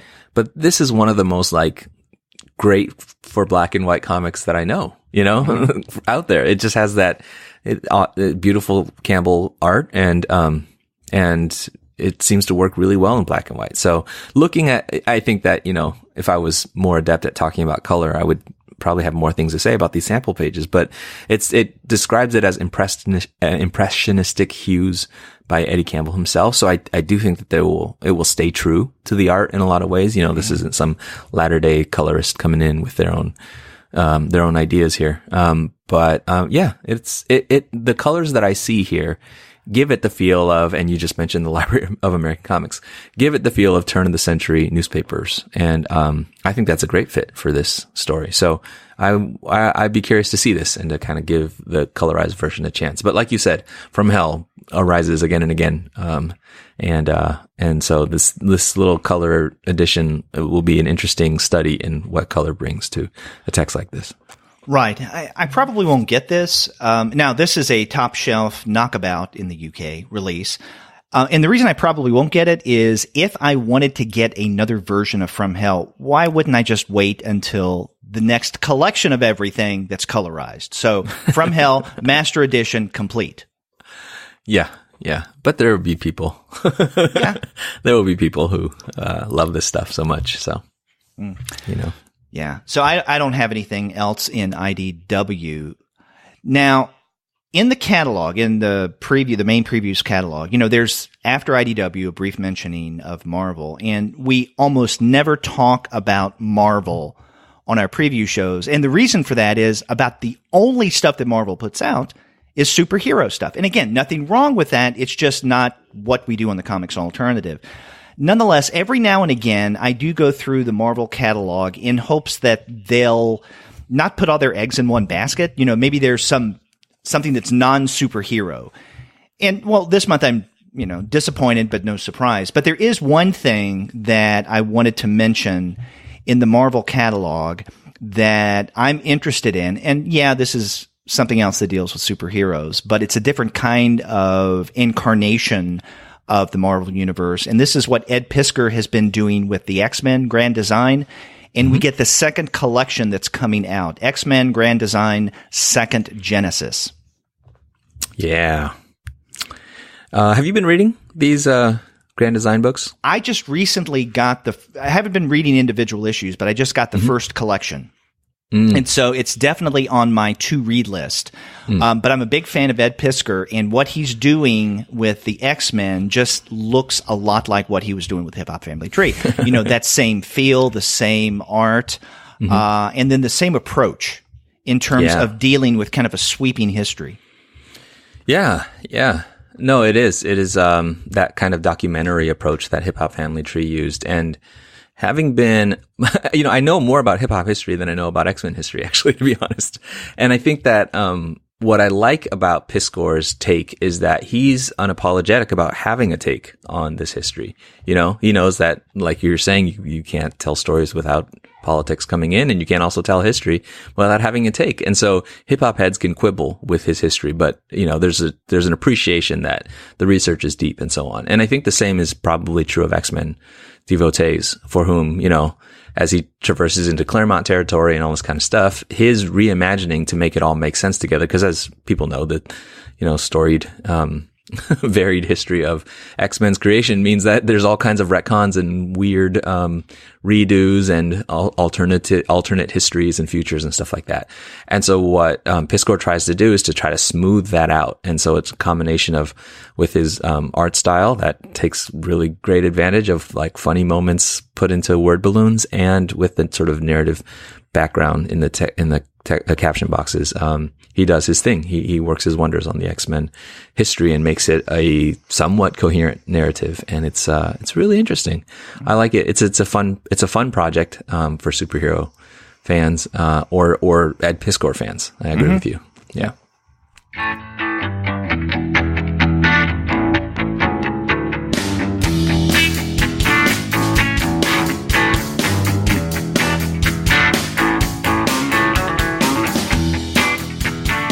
Well, after Marvel, there's Dynamite, and you seem to have nothing in Dynamite you wanted to mention? Oh, I guess not. Oh, Dynamite's before Boom. Yeah. Just realized that. Yeah. No, go for it. Because there's only one thing I wanted to mention in this month's catalog when it comes to Dynamite, and this is on page 192. And actually, this is an image that you'll see on the cover of the July previews catalog. And this is the next James Bond series. You know, for the past several years, as we've mentioned occasionally, Dynamite has taken the James Bond property and been doing some really interesting things with it. So this next series that they're starting in September is called James Bond Origin. And so this is where we will get a very young, I think 17-year-old James Bond and what he was doing during World War II. So it takes place, I guess, in 1941. So we're going to get some of the, I guess, the origins or the backstory of the figure that later became, you know, the famous spy James Bond. Mm-hmm. And so therefore it's a period piece, which we get lots of interior art by artist Bob Q, who I'm not familiar with. But that interior art looks great. And I know people sometimes have hesitations about Dynamite work. They know how to make a good cover, but sometimes the interior art doesn't sort of rise to that level. Here I think we're getting really great art inside. So I'm looking forward to this too. And, you know, we are looking forward, Derek, you and I, to talking more about James Bond comics, because I think Dynamite has applied a certain consistency of quality to their use of that line. So, this is good. Yeah. And Paul, what you were just mentioning is something that you and I have been considering lately, and that is devoting an entire episode of the podcast in the not too distant future to what Dynamite has been doing with James Bond. And we want to do it. We're trying to get in touch with Publicity at Dynamite to help provide some of the material that we'll need in order to do a complete show. Because we may have some of the material, we may not have all the material that they've done on James Bond over the past few years. And if Dynamite cooperates, then we'll devote an entire show to them and their James Bond work. If they don't cooperate, then we won't. A little peek behind the curtain, but we do have hopes of being able to look at that stuff. Yeah. Okay. So you say you have a couple things in Boom Studios section, right? Yeah, I think I can go through them fairly quickly. On 218, there's a new series, Low Road West. It's a mini-series, as Boom tends to do. Number 1 of 5, written by Philip Kennedy Johnson, who, nominated, for Eisner for some of that, Jim Henson stuff, I think. And, Flaviano, who is an artist I really, really like, who's done a lot of, Marvel and DC work. So this is a new series, and it's kind of, it's sort of a post-nuclear strike story, and teenagers, making their way through the Dust Bowl. You can kind of imagine from there, they're sort of taking that journey through the wasteland. But yeah, I like Flaviano's art, and that's probably the biggest draw for me for this series. So that's the first one. Yeah, that seemed interesting. I wondered about this title and even thought that maybe this may be something that if we don't discuss on a regular review show, maybe you and Gwen could talk on a Young Reader show about this. Yeah, it could be. It doesn't have anything that I can see that, besides its own aesthetics shouting that this is for all ages, but, I think it's a reasonably... Right. But the protagonist, the subject matter seems to be, because it deals with these teenagers, it would just seem to me that this would appeal to a younger reading audience. Maybe not. Maybe. The next one definitely does.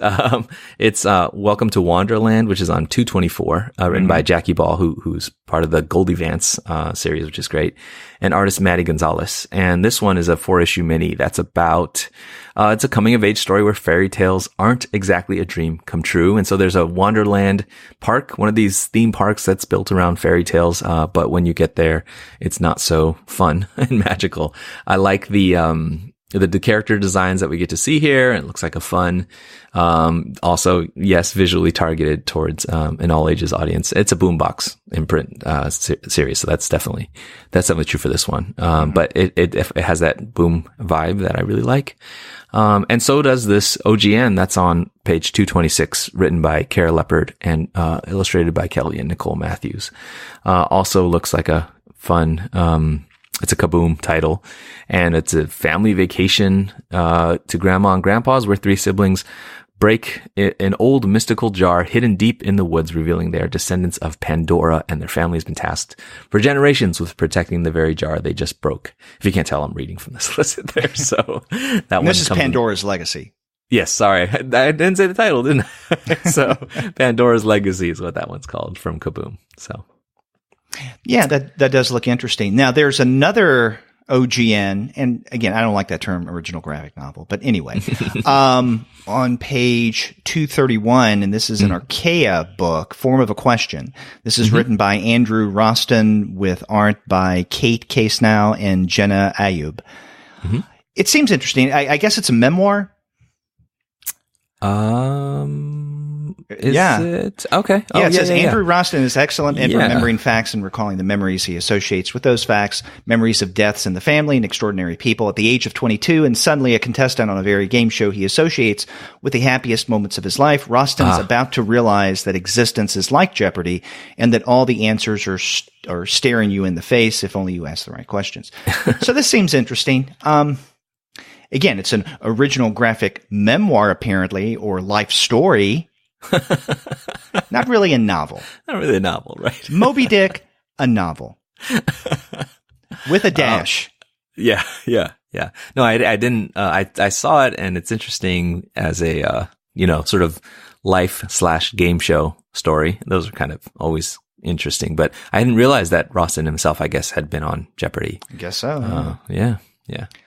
Well, and facing that, there is a, another OGN of, Clueless, One Last Summer, which is, Amber Benson and Sarah Kuhn, illustrated by Siobhan Keenan.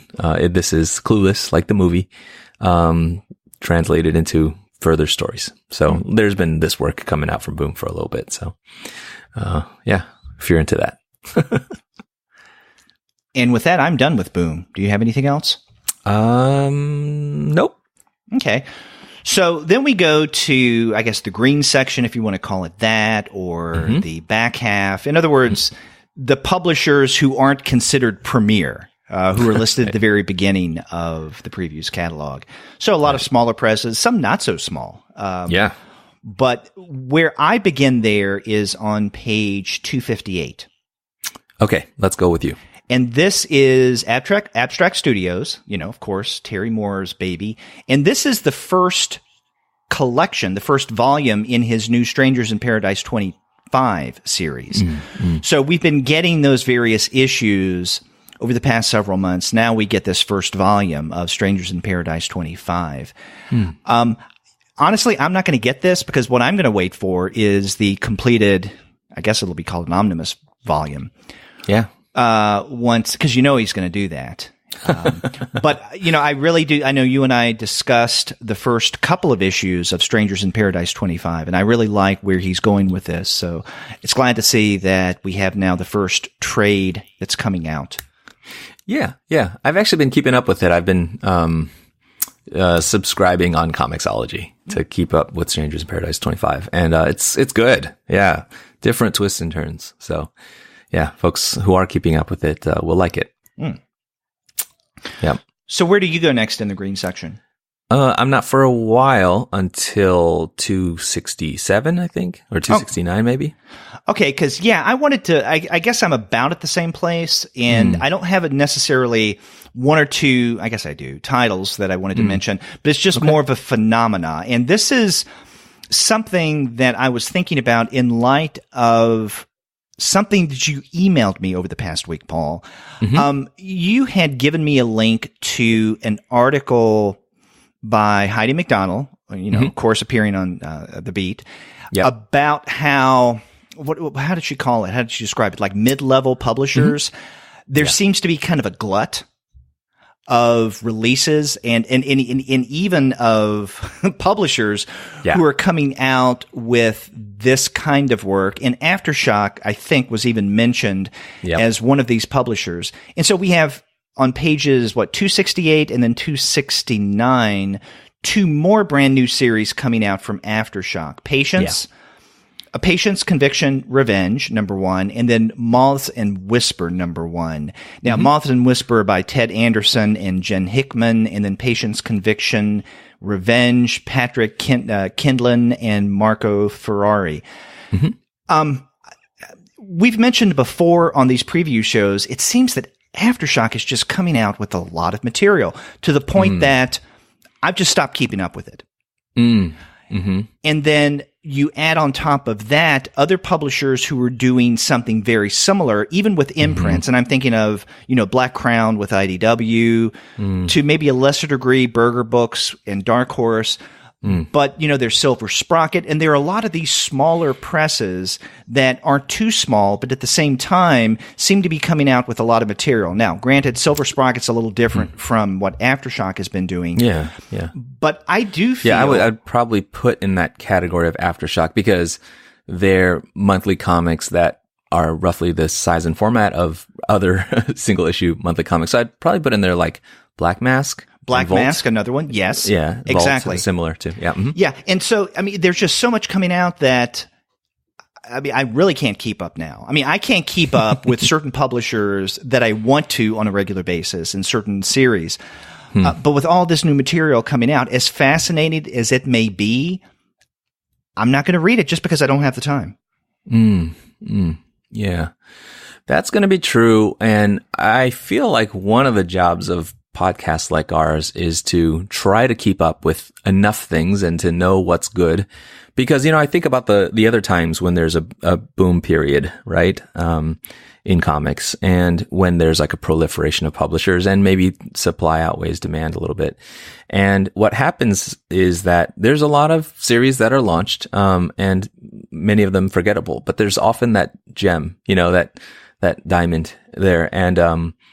And then years later, when none of the works from this now defunct publisher, I'm not saying that that's going to be the fate of these publishers. I'm just saying, thinking about past boom periods, there's always those series by those, creators that are hard to find and really special and sometimes lost to history or usually they do get republished in some way, since that's what we do. But I am always looking for the diamonds within these various series, and sometimes they can come from unexpected places. But to do that, you have to filter through quite a lot of stuff. And that's a lot of work. I can't do it all. We can't do it all, but I think we do the best we can. But, if people are reading Aftershock, I'd love to hear which things are standing out for you. The thing that I was going to point out was you already mentioned, the second of those titles, Moth and Whisper, the Ted Anderson, Jen Hickman one. And, only because I really like the cover aesthetics. And, Jen Hickman is an artist who has done a lot of, coloring and also her own art. But she's one of these artists that I've seen around who I really like her art. And I'm sort of just waiting for the right series to come along to kind of display what she can do. And maybe this is it. So I was going to mention Moth and Whisper number 1, but Moth and Whisper number 1. But I if folks just look up, Heidi McDonald or look at the beat for the mid-level publishers, and she's responding to, I think, another piece in another source. But, it's not that in depth of an article, but it does highlight an issue that I think is worth thinking about. Yeah. And something that those of us who watch comics have probably felt, which is like every couple of months, there's the announcement of a new publisher, new line, and so that's generally welcome news because it's a sign of health. But then, you do wonder a little bit about how much is it worth following these things, and in a year, how much will they be around and have been worth the investment of our time and attention. So that's an open question. But Aftershock seems to be doing pretty well for itself, carving out a bit of a niche. So yeah. Well, speaking of new publishers that seem to crop up every now and again on a frequent basis, I next go, this is right after the Aftershock section to 278, and we do have a new publisher, Ahoy Comics. And in fact, on 279, you have a full page ad about, I guess, an announcement of Ahoy Comics. And what is Ahoy Comics? Now, this is something that I think that Grant Morrison is partly behind, correct? Yeah, I think somewhere in here. Yep. Now, so we have a new publisher. They're starting off with 2 number 1s of new series. And both of these are listed on page 278. The one that I'm not so much interested in, The Wrong Earth number 1 is there. But the one that seems a little more interesting to me is High Heaven number 1. And this is written by Tom Payer and Grant Morrison with art by Greg Scott and then others. Now, this solicit is interesting. Chronic malcontent David Weathers dies and goes to heaven, where everything is terrible and everybody hates a complainer. A savage satire by writer Tom Payer and art by Greg Scott, and the socially awkward science adventures known as #Danger Still a Dinosaur. Backup story by Tom Payer, art by Chris Glarusso. So this seems interesting, and Grant Morrison's name is on this as one of the writers. So, I'd be willing to check this out. But here we have yet another publisher who is coming out, starting off with 2 new series. And then in the next month or so, apparently next month we'll bring out 2 other new series, Captain Ginger, and then one that's, I'm going to be curious about, Edgar Allan Poe's Snifter of Terror. Yeah, I'll add that the In High Heaven, Grant Morrison provides a text piece. Actually, I think the comic proper is written by Tom Payer. That's right. And that's something else about, I think, what Ahoy is doing, because these are, I think, magazine size and a little longer. So these are 40 pages each, but still at $3.99. So you get more content overall than you would with, let's say, a DC or Marvel or even an Image title. And so this is what they partially describe on page 279 about what Ahoy Comics is about. Mm-hmm. So, it could be the format. It could be the collection of comics and prose together. It seems interesting. Will it take off? Who knows? Yeah, in fact, it was Ahoy's announcement that instigated the article that Heidi was responding to on the beat. Like many of these publisher launches, they've attached, real creators with real great credibility. The Wrong Earth you mentioned briefly, Tom Payer, but also Jamal Igle and Juan Castro, who I really like. The Edgar Allan Poe has among its creator team, I think the writer Mark Russell, who we've enjoyed Mark Russell's, satirical work and stuff like that. So there's good pedigree here. And so we'll see. I think this looks like, as far as what it signals in its launch, just a more eclectic line than some of the others, but just by degrees. And that magazine format sort of that it mentioned is also trying to be distinctive, I think. Yeah. Mm-hmm. Well, where do you go after that? I am at Amigo. Speaking of, which is 291 maybe. Okay, so before that, I have a couple of things. On page 282, and this is with Eric Powell's Albatross Funnybooks. Mm-hmm. This is something interesting. Now, I've read a couple of issues of the earlier volume, I guess, of Spook House, these kind of short story collections that, twisted with a sense of humor. And now we have, I guess, the second volume of Spook House. And what Powell is doing with Spook House 2 is for the month of October, of course, Halloween. I guess there are 4 issues of Spook House that are going to be coming out each week. I see. I think that's interesting. And these are fun stories, or at least what I've read in the past of Spook House. And I don't know if we mentioned this or not, but Spook House is one of the Halloween Comic Fest freebies that people can get. So I think that's good, because the Spook House stories seem to be geared toward maybe all ages, or you could even say younger readers, but they're really smart. They're well done. And it's Eric Powell, so the sense of humor is going to be rather keen. Got it. Yeah. I'd glossed over this, but Spook House Volume 1 is resolicited. And so these 4 weekly issues are Spook House 2, number 1, number 2, number 3, number 4. Yeah. So. And then another thing I have before we get to where you wanted to go with Amigo is on page 284. This is under the alternative comics section. We have the 4th issue of Derf Back Derf's True Stories. Oh, I skipped over this. Thanks for stopping us at it. Yeah. Andy Kunka and I discussed issue number 1 of True Stories a while back. And then, over the past few years, Derf has been putting out other issues of True Stories. So it's good stuff. I love the work of Back Derf. And I hope to see him at SPX this year. Yeah. And he's been on the podcast with you, right? I want to say that there's been maybe an interview. I think I talked with him only on location, though. I don't think we've ever had him on the show for a sit-down longer interview. I think that's right. Maybe after Trashed or something like that. Yes. Yeah. Well, if you don't have anything else, at 290, there's a couple from kid-friendly comics from Amigo that I just was noticing. One is called The Tree That Grew on My Wall. It's a one shot, but the title says The Tree That Grew on My Wall One Shot. So by Lourdes Navarro. And the other is called Welcome Home, also a one shot by Jaime Vicente. And so, mostly I mostly think of Amigo comics for the other stuff that's on there, such as Phantasmagoria #1. But I think, they bring over comics and these two stories seem like interesting stories for kids, about a kid who is, hearing his parents fighting and, a high school kid and, trying to figure out, how to deal with that. But then this tree starts growing out of his wall.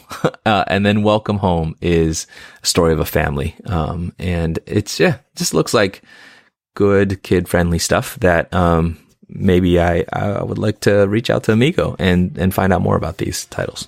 So, yeah. And then actually on the next page from Andrews McNeil, and I just haven't seen this before. Maybe it's been here before, but it's a title called Sister BFFs, by Philippa Rice. And, it's about a pair of sisters who are, being sisters and trying to figure out how to, act like adults while they're kids. And so this 144 pages title. So I'm interested in that too. Okay. And again, material that maybe you and Gwen at some point can look at. Yeah, exactly. Now, I go next to 295, which is in the Archie comics section. I don't know if you have anything before that. Nope, but I'm also interested in Archie 1941. Yeah, this is Archie 1941, issue #1, and I'm interested in this. Some of what Archie has been doing over the past few years with the classic Archie, kind of updating it in various ways, and we've seen this with the relaunched Mark Waid series from a few years back. We've also seen this, of course, in the horror titles, but we've also have seen this with Riverdale, and in conjunction with the CW series. So they're doing something somewhat similar, I guess, but we have Archie set in 1941, so this is right before we go to war. And it seems interesting. We get a little, I think, early on in this previews catalog, before we get to the solicits proper, there is a sampling of Archie 1941. So I did read that. Looks good. The art by Peter Krause and Rosario Tito Pena is really good. I appreciate this. And so I'm curious to see how Waid and others take the Archie property and set it into a time that, actually is the origins of Archie as we know it, but we usually don't see Archie within that temporal context anymore. Yeah. Yeah, I think that idea of the temporal context of this is super, super interesting. If you think about Archie originating from that time, but in the style that it's sort of classic Archie is, and then now there's updated Archie that actually Mark Waid has been writing, right? This sort of like in the contemporary style and also the contemporary world. And now this is Waid and Brian Augustine who are the right people for this story, going back and doing 1941 Archie, but in a more adult style, adult comic, like that. It's just interesting to think about the aesthetics of Archie, flipping time periods and, all that kind of stuff. Cause this is the much more classic style that Peter Krause is going to bring to it, but not the classic Archie style, but the classic, I don't even know how to talk about this anymore, but, Mark Waid is obviously a very significant, figure in comics, and the way that Mark Waid, handles things that are tinged with nostalgia could be its own study itself. In fact, it may have been done already, but for him to be doing this with Archie 1941, I think is just a really interesting piece of thinking about how comics reflects back on its own history in different time periods. So.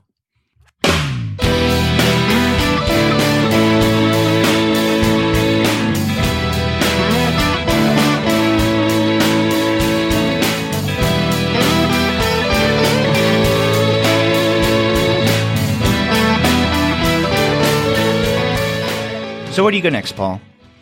I go to sorry. Every time I say a page number, I have to do a little bit of math because I have sort of the number of the file that I was looking at.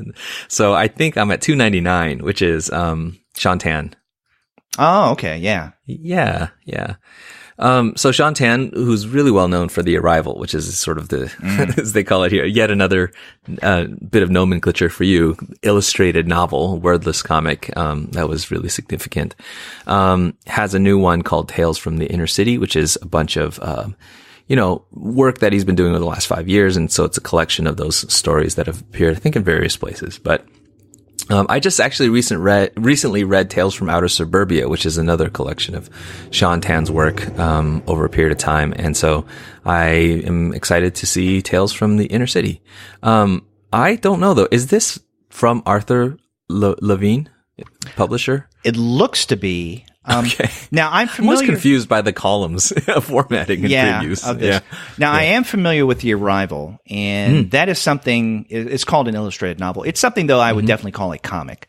Yes. I haven't I'm not familiar with Tales from Out of Suburbia, but the way that they're describing Tales from the Inner City, they even label this as illustrated prose. Yeah.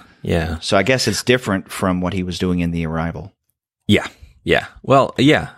If it's anything like Tales from Outer Suburbia, it's that mix of language and text in a variety of ways that, is, I don't know, quibble about what the boundaries lines are. I call it comics, but maybe this is more like a illustrated, text, but we'll see.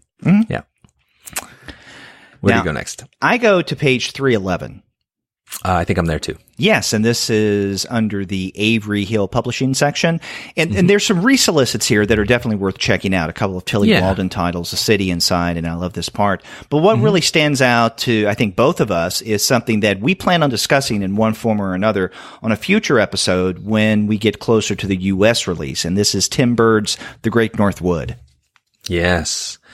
We love Avery Hill's stuff, and I've liked Tim Bird's work in the past, and the Great North Wood has been out in the UK lately, but it's obviously coming out soon from here in the US, and so we've gotten to see this, and so we're kind of excited about talking about it close to its UK release. I mean, sorry, US release. US release, yes. Yeah. After that, I go to 316. Yeah, me too. The Bloomsbury book. Yep. Yeah, this is curious. This is by Ken Kremstein, The Three Escapes of Hannah Arendt. And so this is, and the subtitle is A Tyranny of Truth. I guess this is a graphic biography of Hannah Arendt. Yeah, that's exactly what it is. And I've gotten to see this in advance, and it's really good. Oh, you've seen it? Yeah. And being a fan of Hannah Arendt's writing, this was really, I didn't know actually much about the historical, political, biographical stuff, and this is a great filling in of that. Yeah. I find the solicit kind of curious. It says, for Persepolis and Logicomics fans, a New Yorker cartoonist's page-turning graphic biography. Now, I know of, although I've not read Logicomics, I am familiar, of course, with Persepolis. And I find it curious that that's a text that they reference because, I like Persepolis, but it's not as if Satrapi was a famous public figure before Persepolis. Whereas Hannah Arendt definitely was. And there is a slew of graphic biographies on famous figures, from philosophy, from art, or what have you, that the writer of this solicit could have mentioned. But of course, people may not recognize those graphic biographies. They would recognize, on the other hand, Persepolis.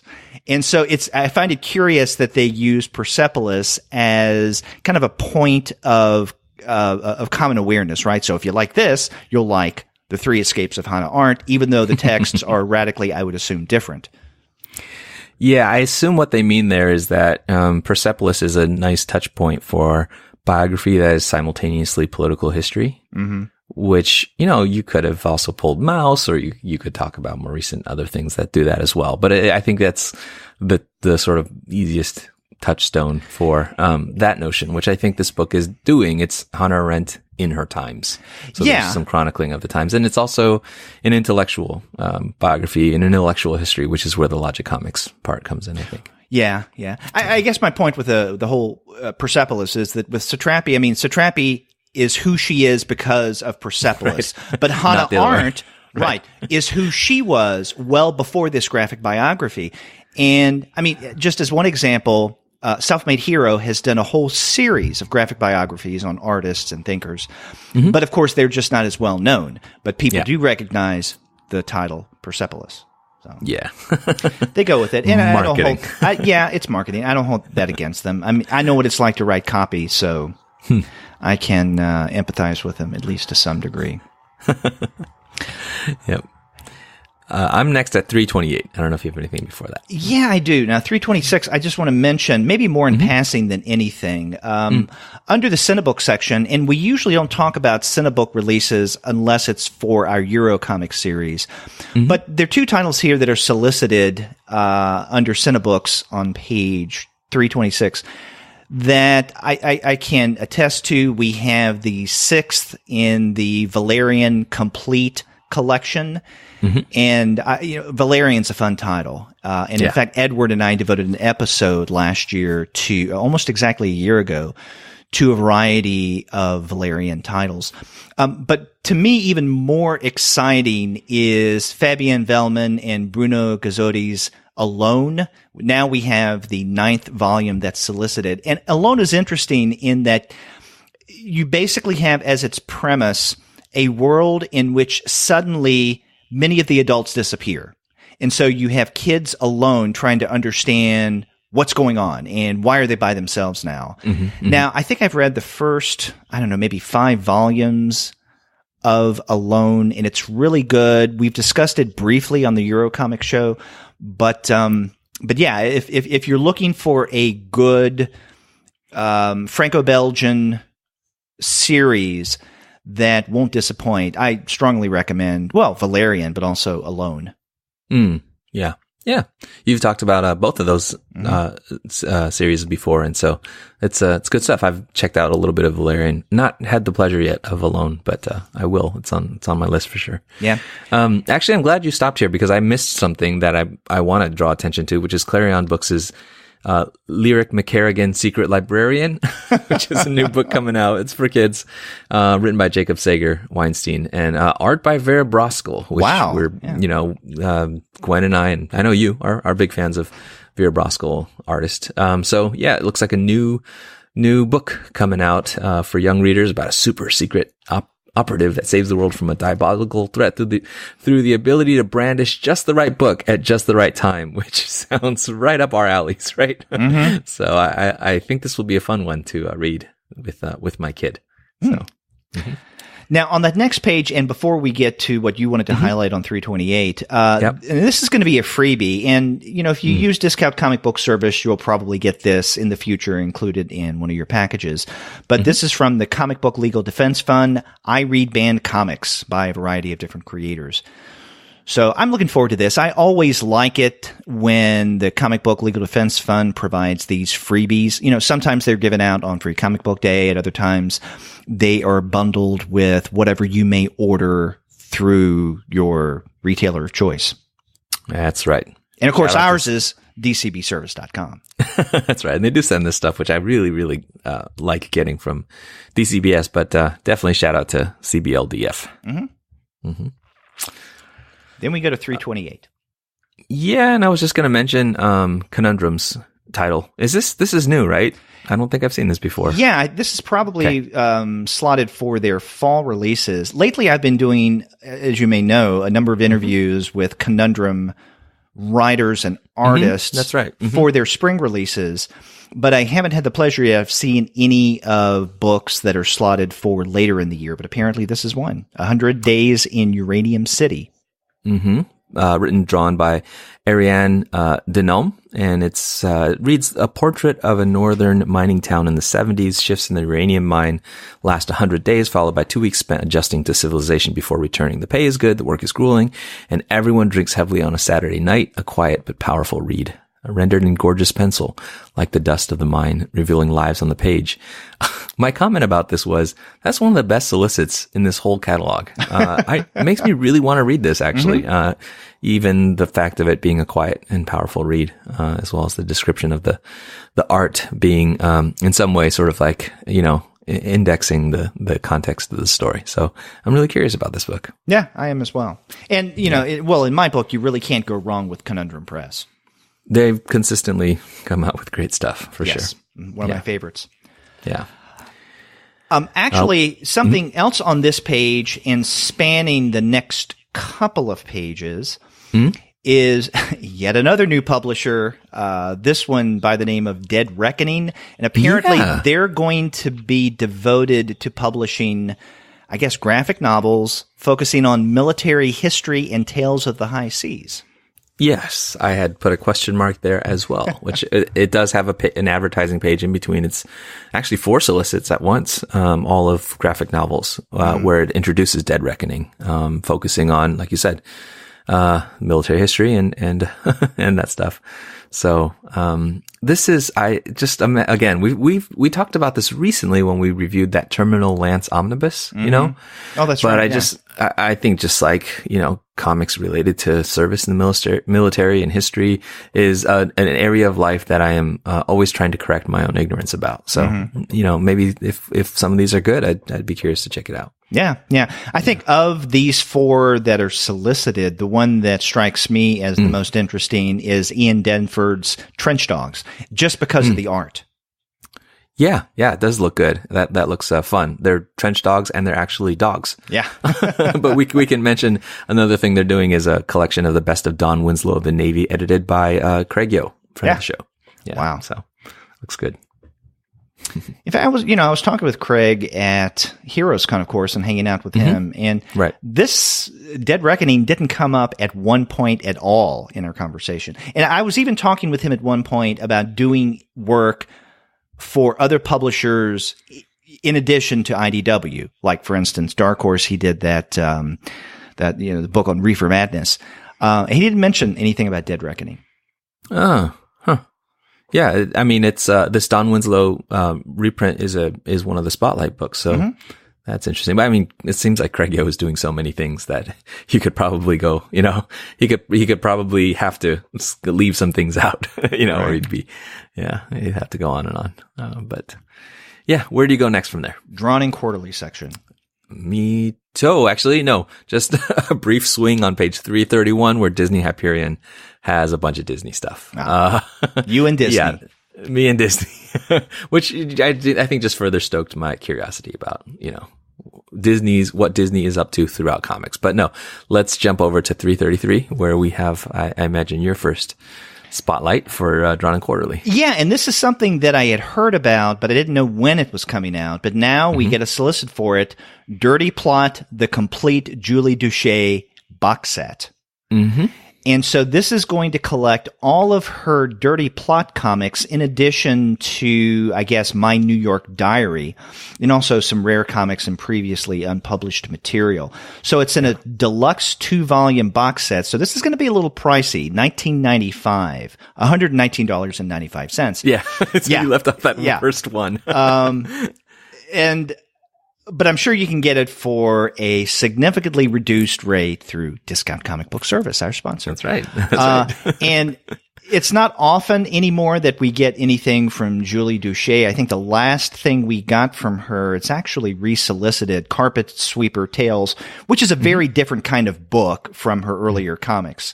I don't know if she does comics anymore. I've heard that she doesn't. So it's good to have this box set that includes all of Dirty Plot and some of her other work, some unpublished as well. So that's something I'm really looking forward to.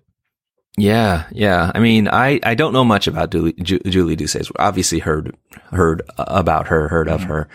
Never got the pleasure of reading My New York Diary, but that's actually included in this.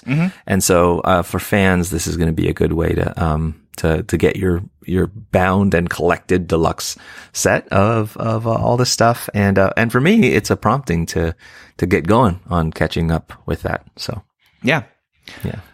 Then on the next page, 334, there are, of course, other resolicits from Drawn and Quarterly as they usually do, but also what I think are two new titles. One, I know it's a new title, but one that's interesting is by, I'm not sure how you pronounce her, I guess, name, Rena Ayang. Are you young? I'm going to guess. Yeah. Yeah. I'm not sure young? either. Yeah. Blame this on the boogie.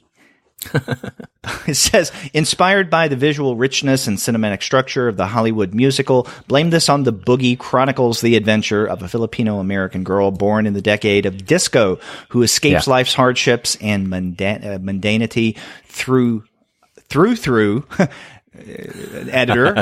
the genre's feel-good song and dance numbers. Yeah. No, I'm excited to see this. I like Are You Young? And this is looking pretty good. Mm-hmm. Yeah. So that seems interesting. And then right underneath that is, I guess, a new project or a continuation of a project, if we want to look at it that way, from Kevin Huizenga. And this is Fielder #1. And this apparently is going to be a new series that features Ganges. And we get Glenn, I guess, an image of Glenn Ganges, his head on the cover, who is notably older. And so this first issue, I guess it has, 4 stories? Or is this going to be a 4-issue series, each of which will have a story? Yeah, it says, I've got to parse this language here. Reminiscent of current one-man anthologies like Sammy Harkham's Crickets. And it should be Harkham, but again, we need an editor here. They have it as Markham here. But yeah, it's different stories that are all about Glenn Ganges. But if people have read Ganges in the past, you know that doesn't necessarily mean it's one type of story because it goes all over the place. Oh, God, yeah. So it says it's the first chapter of this new graphic novel, Fielder, and then continuation of some other series that he's got going on. So I think it seems to be the stuff Huizenga's up to in various places, continuing or starting off here.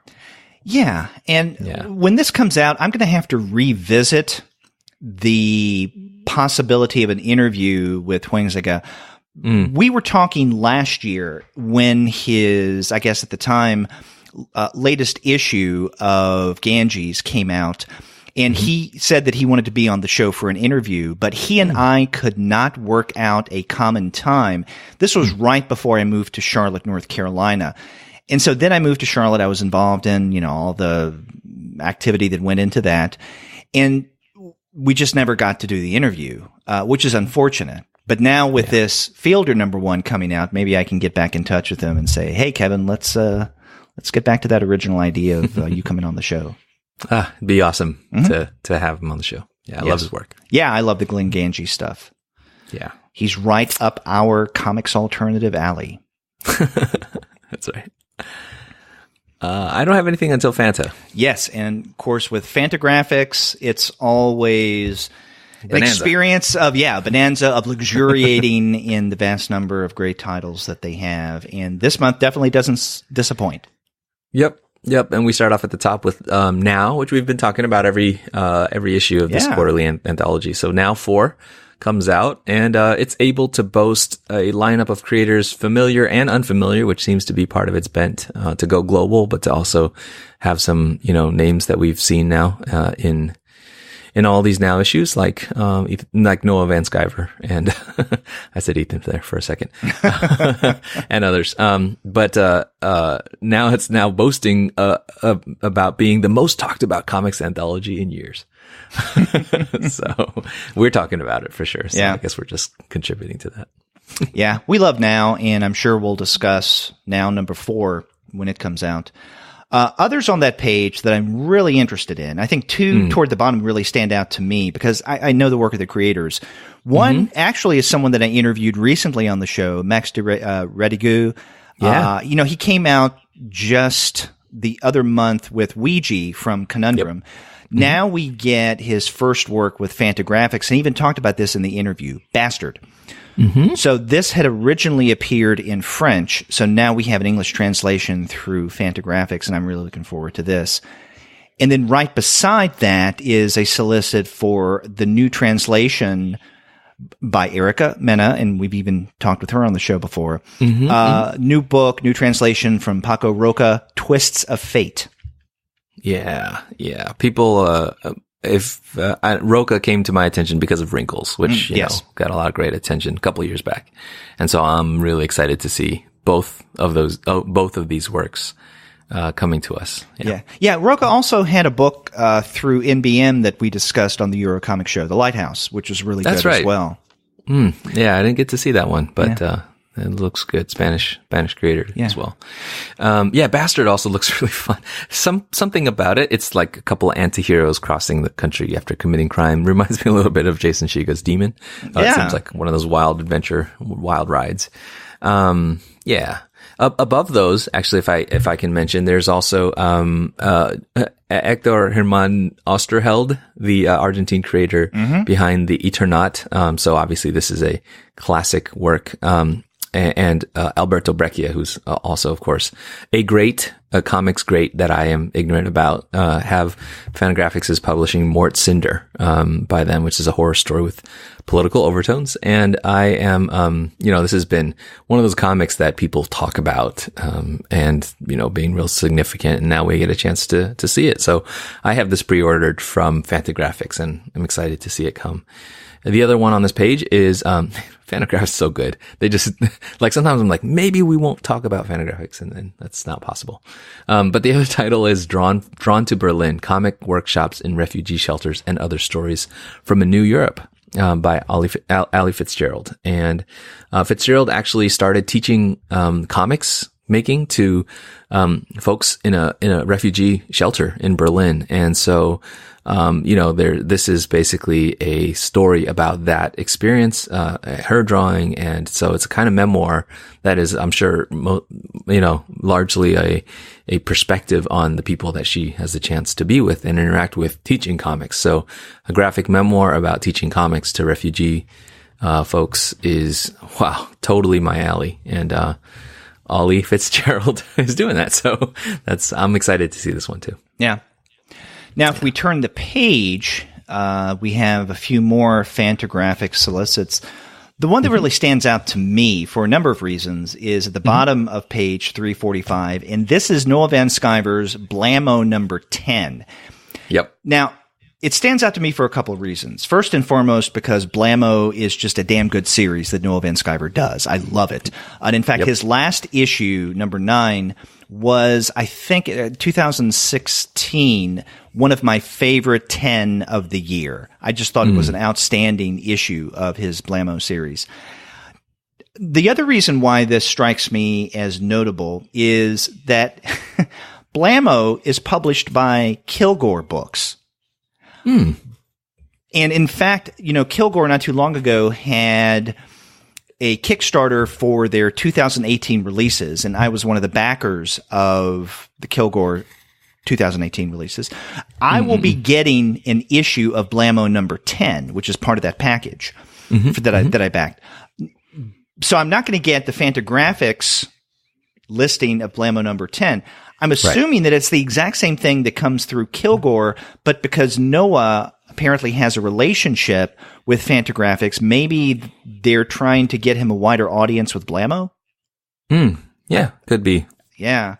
Yeah. And it's interesting because, they have even not resolicited, but listing a lot of Noah Van Sciver's previous Fantagraphics stuff, like Disquiet, St. Cole, The Hypo, and then his Fanty Pekowski books.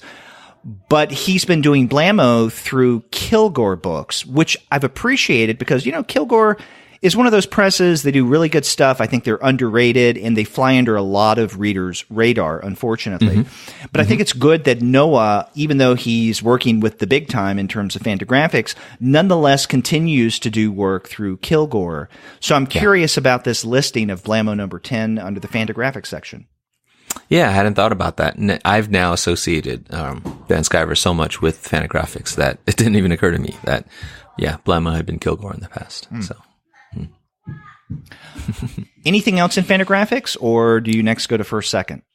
First Second is right there. And they we can always count on First Second for a lot of good stuff. Yeah. This little block of pages between Drawn and Quarterly and First Second is just it's powerhouse. But I don't. Where do you start at First Second? Well, I guess the thing that really strikes me in the second section is the second volume of the creepy case files of Margot Malou. I really liked that first volume, and in fact, Sean and I discussed Margot Malou on an early webcomics episode. So I was familiar with Margot Malou, the stories, before First Second began publishing them, about a year and a half ago? Something like that. Yeah. Which is also the first volume here, resolicited, especially in light of the trick or treat, Halloween time. And I know this title has a lot of significance for Gwen as well. And, it's good to see volume 2 out here. So Drew Wang's, work is really great. So. Yeah. And the second volume is called Monster Mall. Yep. Further adventures of Margot and Charles. The other thing in First Second here on this page is Castle in the Stars. Did you know about this? I knew about it, but I'm not familiar. I mean, I was sent the first volume of Castle in the Stars, but I haven't read it yet. And so volume 2, while it may be interesting, I'm just unfamiliar with this property. Okay. Alice, and it looks like a very illustration style, fantasy, type of story. And I hadn't seen these either, so I'm just kind of curious about that. Yeah. Where are you next? And I guess this is still under First Second. This is on page 348. Now, they do have, I guess, the next volume on that page of The Nameless City, Volume 3, The Divided Earth. And I know that's something that you and Gwen have specifically mentioned. They also have listed on this page, I guess, the next in their comics or science comic series, The Solar System by Rosemary Moscow and John Chad. But the thing that I find even more interesting is Monk, Thelonious, Panonica, and the Friendship Behind a Musical Revolution. This is by Yosef Daoudi.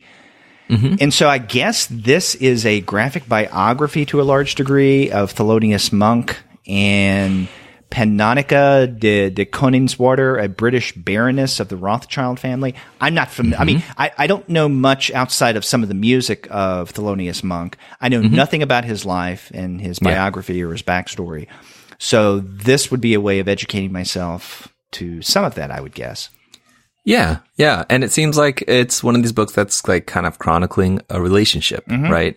And an interesting relationship of two people in very different walks of life. Thelonious Monk, of course, jazz pianist, who was amazing. And then this, I guess I don't know if it's a patron figure or whatever, but they sort of, strike up a friendship that lasts through decades. And I guess it chronicles that. And so it seems like a super interesting story, that touches on a relationship across various, cultural lines. And so that's going to be good. I don't know anything about Yosef, Daoudi, but, I don't know, the, First Second stamp of approval here. Yeah.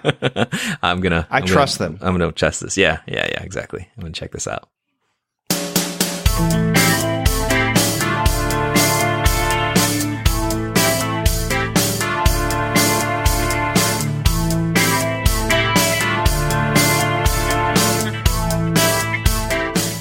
So after First Second, I go to page 350, Gallery 13.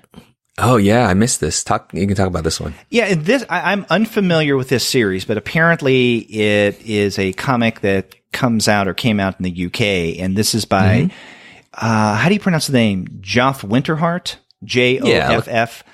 And it's called Other People. It says Other People collects days of the Bagnold summer and driving short distances, first published in the UK to wide acclaim. It says, in Bagnold summer, a teenager spends a long summer with his mother, much to his disappointment, capturing the dynamics of family and growing up. Winterhart captures the ennui, pathos, and affection of the mother-son relationship. In driving short distances, Sam needs a job and purpose, so begins an apprenticeship of sorts in the passenger side of Keith's car. As Sam learns something about the self-styled big man Keith and the humility of everyday living, Winterhart's pen turns ordinary life into a tableau poignant and comedic. Yeah, it looks interesting. UK-based creator here. I don't know of Winterheart before, but again, this is a place where Gallery 13 has been picking and publishing some really good stuff. I think stuff that finds a place in bookstore shelves, you know? Mm-hmm. And so I'm always curious when they've brought something to us, and this one looks like one of those. Yeah, it's similar to what you were insinuating a moment ago about First Second, right? You may not know the creator, you may not know much about the title, but the fact that First Second has put out or is about to put out something like that, like the Thelonious Monk book, you know, I'm willing to give it a try because First Second, you know, rarely leads me down a wrong path. Same thing with Gallery 13. It's like you can't go wrong with those guys. Yeah. Yeah, it's interesting, this catalog. Certain publishers lend credence to a book or a creator, and sometimes it works another way. So I'm not until 353. Do you have something before I've got something there. It's probably the same thing as you. DC Super Friends Aquaman Little Golden Book? No, I'm kidding. RX, as in, you know, prescription. RX, a graphic memoir by Rachel Lindsay, which is published by Grand Central Publishing. Do you know of Grand Central Publishing? This is new to me. Yeah, it's new to me. If I've seen them before, I've forgotten. Okay. Well, our pals who do the graphic medicine, you know, research and discussion, I think are probably interested in this as well. It says in her early 20s in New York City, diagnosed with bipolar disorder, Rachel Lindsay takes a job in advertising in order to secure healthcare coverage for her treatment, but work takes a strange turn when she is promoted onto the Pfizer account and suddenly finds herself on the other side of the curtain developing ads for an antidepressant drug. So, yeah, that situation, and it seems autobiographical about Rachel Lindsay. Well, of course, it's a graphic memoir, and interaction with the healthcare industry in various ways, while, you know, dealing with bipolar disorder is really interesting. I am going to seek this out. Yeah. Yeah. And we have talked about in the past of possibly doing a show devoted to graphic medicine type titles. Now, there's a publisher, I guess an imprint of University of Pennsylvania, or Penn State, I guess, University Press, that's called Graphic Medicine. But graphic medicine, you know, smaller G, smaller M, you know, is a series of graphic narratives in one form or another that deal with medical issues or medicine or health matters in some way, again, through comic form. So there are a lot of different publishers who have done things that we would consider graphic medicine texts. So who knows? Maybe in the future we will do an episode devoted to these type of comics. Yeah. And I think that, you know, a lot of times the graphic medicine discussion goes to texts that you may not have necessarily even thought of as graphic, you know, because they relate to somehow mental health or you know, wellness in other terms. But this one seems to be one that crosses into that territory in multiple ways, you know, as far as the healthcare industry, as far as, you know, addressing bipolar disorder, things like that. So, yeah, and I think those works, you know, you hear stories about people for whom reading those works was like a huge part of their healing or their navigating these situations that we all face, and really important. Yeah. But my nenext thing is on the facing page on graphics, which is just Amulet Volume 8. And anytime Amulet comes out and Kazu Kibuishi's ongoing series, it's worth sounding an alarm bell. So here we have Supernova, the next in the installment. And I can't remember. I think he's said how long this goes. And I want to say it might end at 9 or 10 or something like that. So we're getting towards the end of this, you know, very significant series. Now, you and Gwen haven't discussed Amulet, the series, at all on the Young Reader Show, have you? No, I don't think so. And in the time that I've been on the show with her, and I don't think that she and Andy Wolverton, her previous co-host, had, I don't know. I don't think they talked about. No, I would remember that. Yeah. I mean, maybe it's a good time to do a big retrospective. And boy, it'd be awesome to talk to Kazu Kibuishi. I've, you know, seen him. I've met him once very, very briefly. But, no, it's a really important series. You know, up there with Bone. And I think, you know, we sort of glossed over it. But, back at First Second, Faith Aaron Hicks's Nameless City too. These are starting to become a sort of mini canon of this genre of text for this age of kids. That's pretty, you know, it's showing up in schools and school libraries, and kids totally get hooked to them and stuff like that. So yeah, it'd be worth covering. Yeah. I go after that to page 357. If you have anything before that, let me know. No, let's go there. Okay, so on 357, and there are two things that I wanted to mention. One that I can maybe speak with some knowledge more than the other, and both of these are listed under Houghton Mifflin Harcourt. Now, the one that we're given enough information is an interesting-looking book written and drawn by Don Brown called The Unwanted: Stories of Syrian Refugees. Yeah. So, as you may expect from the title, the solicit says it's an exploration of the ongoing Syrian refugee crisis, exposing the harsh realities of living in and trying to escape a war zone. Yeah. So, yeah, that looks interesting. So it does. I'd like to check that out and possibly discuss it on a future show.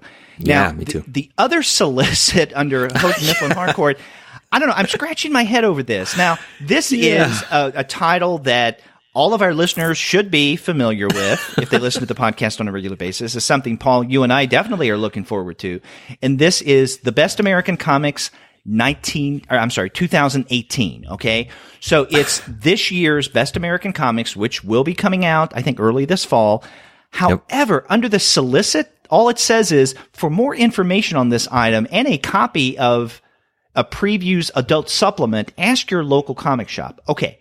Now, I know about the Previews adult supplement. I've seen some of these. These are going to be, it's the catalog where you can find sexually more explicit comics, right? Right. Now, what is it about this year's Best American Comics volume that they're putting it in the adult supplement? Yeah. I had to think this was an error of some kind. This has to be, because it's even has a listing, adult material. So unless Bill Cardelopoulos has gone completely porno. Unless Phoebe Glockner, editor of this year, that may explain some things. It's possible, right? Yeah. And we have in this volume, Emil Ferris and Julia. I always say her name wrong. Julia Gafor, is that right? Simon Hanselman, right? Jaime Hernandez. I mean, come on.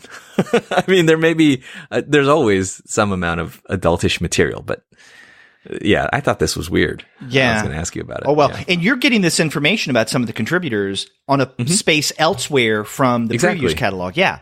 I mean, the Previews basically says, if you want information of this, go to the adult supplement. It's like, well, why? What is it? Are we going to see, comic private parts throughout? Right. I don't know. Yeah. It's always a thing. Okay. So separate from the adult, which honestly I've never looked at. You go through previews, sometimes you're like, wow, fascinating comics journalism about refugees. And then like right next to it is like, hot babes from Xenoscope, Cleavage. Exactly. So I'm just picturing myself going, oh, Best American Comics. We always, look at that because it's just an important, critical, And then I go, oh, okay, I got to go to adult previews to look at what else is in there to find Best American Comics. It's just kind of a funny scenario. But no, I don't know. I don't know if this is an error or something about something exciting about 2018's Best American Comics that we're going to find out. Well, we'll learn soon enough. Yes, we will. Now on that next page, a couple things that I think we may want to mention, and this is 358, and this is listed under humanoids. Yep. One thing that I'm interested in is the second volume of Kabul Disco. Yeah. And this is by Nicholas Wilde. I got the first volume of Kabul Disco, and it's in my to-read pile. I just haven't gotten around to it yet. And now I see the second volume is solicited. And this title of the second volume is How I Managed Not to Get Addicted to Opium in Afghanistan. Right. Right. I haven't read this too, but I've seen it. Actually, I think I have it digitally. It looks really good. Okay. Yeah. And then there's a solicit right underneath it. I don't know about this one. It's by Tommy Ridolfi, Maryland's Monsters. And it's about Marilyn Monroe, I guess. It's Marilyn Monroe, but then it's some kind of a monster story as well. So it does look interesting. That art and the cover looks really gorgeous. Yeah. So that I'm interested in that too. Mm-hmm. I'm next at Koyama. Do you have anything before? No, I'm in the same place. That's what, 263? Okay. Yeah. Yeah, 363. Koyama presses, I guess these are among the fall books. Sorry, yeah, no problem. Michael DeForge is Brat. And we talked about Michael DeForge in the last Koyama spotlight we just did. And so this is, I was about to read the solicit, but it's Michael DeForge. There you go. Okay, listen to last week's episode and you'll understand. Yeah. And much love for that stuff. And then the other one is, I'm excited about this one too. Keeler Roberts' Chlorine Gardens. I'm blanking on the title of last year's book Sunburn by Roberts. Thank you. Sunburn. Yeah. Which I really liked. It's a great style. So, and I like this solicit. Keeler Roberts doesn't do, it's Keeler? Keller?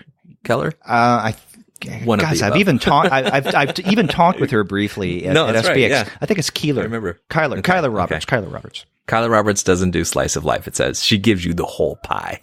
Dealing with pregnancy, child rearing, art making, mental illness, and an MS diagnosis. The parts of Chlorine Gardens, some sound heavy, but Roberts' gift is the deft drollness in which she presents life's darker moments. Mm-hmm. Another one of the solicits in this catalog that really won me over. So, which I didn't need to because I was really on board. But yeah, that looks really good too. So I'm excited about those two. Yeah. Kyler Roberts over the past few years has been getting, I think, wider exposure primarily through Koyama. She had self-published her own stuff for a while, and that's where I first got to know some of her work. And I think when she was nominated for an Ignatz Award is when I first started to read her stuff. But then last year, as you mentioned, we had the collection Sunburn that was published through Koyama, and then now we get this Chlorine Gardens. So this is really good.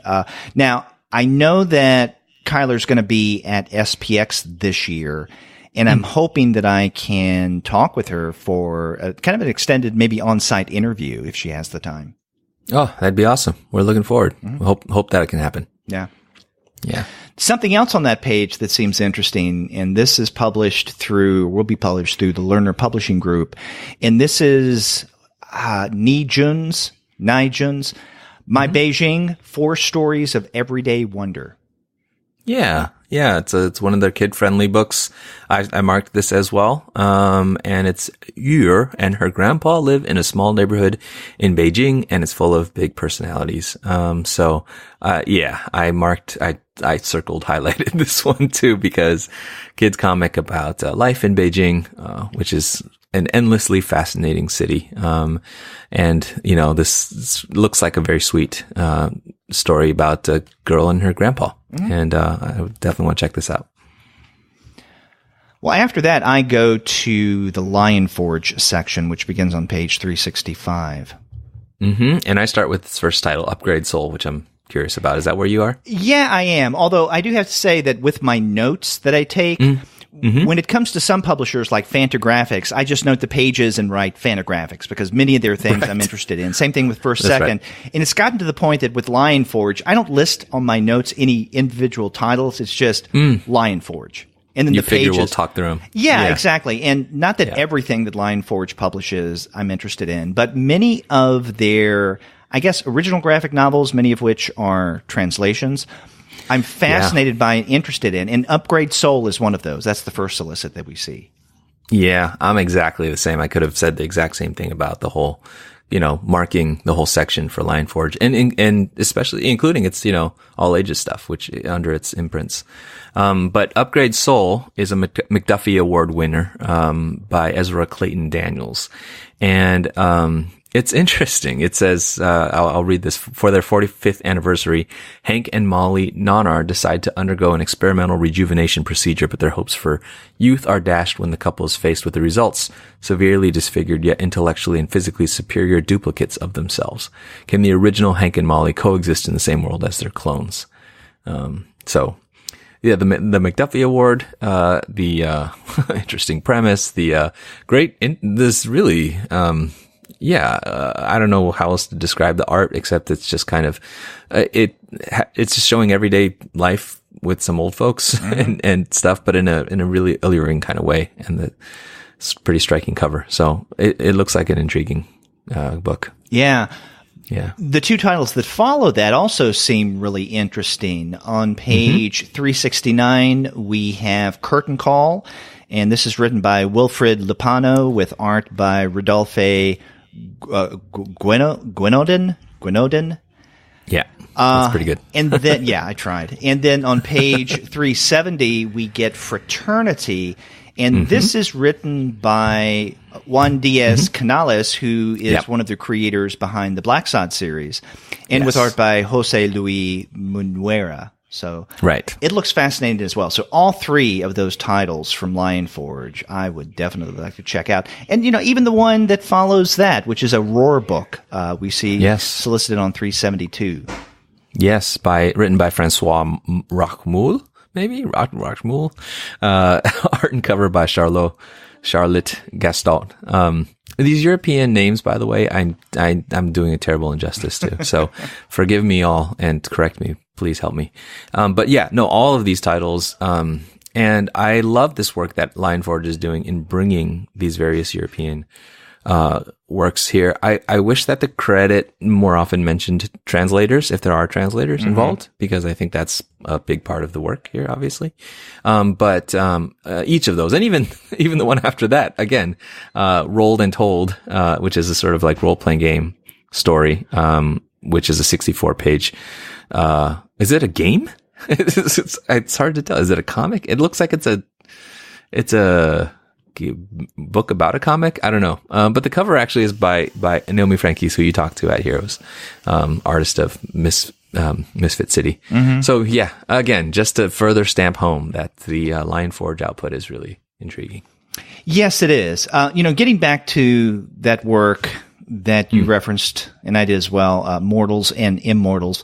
We have a couple of sample pages, and what this looks like to me is more illustrated prose, or you could even call it kind of a more mature picture book, because we get prose brief stories of, I guess, various myths. Like the sample we get is Jason and the Argonaut, and we have these nice illustrations, but it's not in comics form. In other words, we don't have sequential panels that tell the story. It's the text with the supplemental images.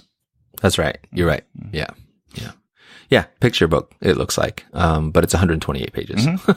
So, and targeted age 8 and up. But so, with that many pages of illustration, these pictures are pretty phenomenal. So, yeah, curious about this work. I do feel like I want to get to know a little bit more about the background of Lion Forge and what's going on. And they've had some shifts in, editorial and shifts at the top in the company as well. So I'm still a little hazy on what's going on, but they got their run of their Roar imprint stuff, and even on page 381, a new series from Baltazar and Franco and Chris Giarrusso, which is a really nice team up of people who've taken superheroes, for instance, and made them really fun, palatable for kids, really younger kids. And so they're coming up with their own new series called Encounter. It's a sort of alien escape to Earth superhero.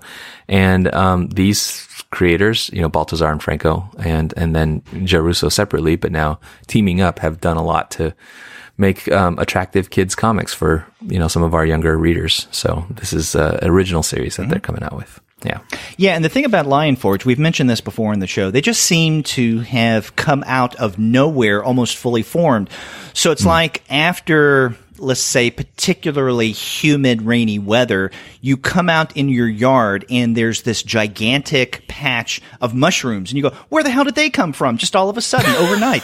And I feel that Lion Forge kind of mushroomed in that way. I mean, at first we didn't get as many solicits as we do now.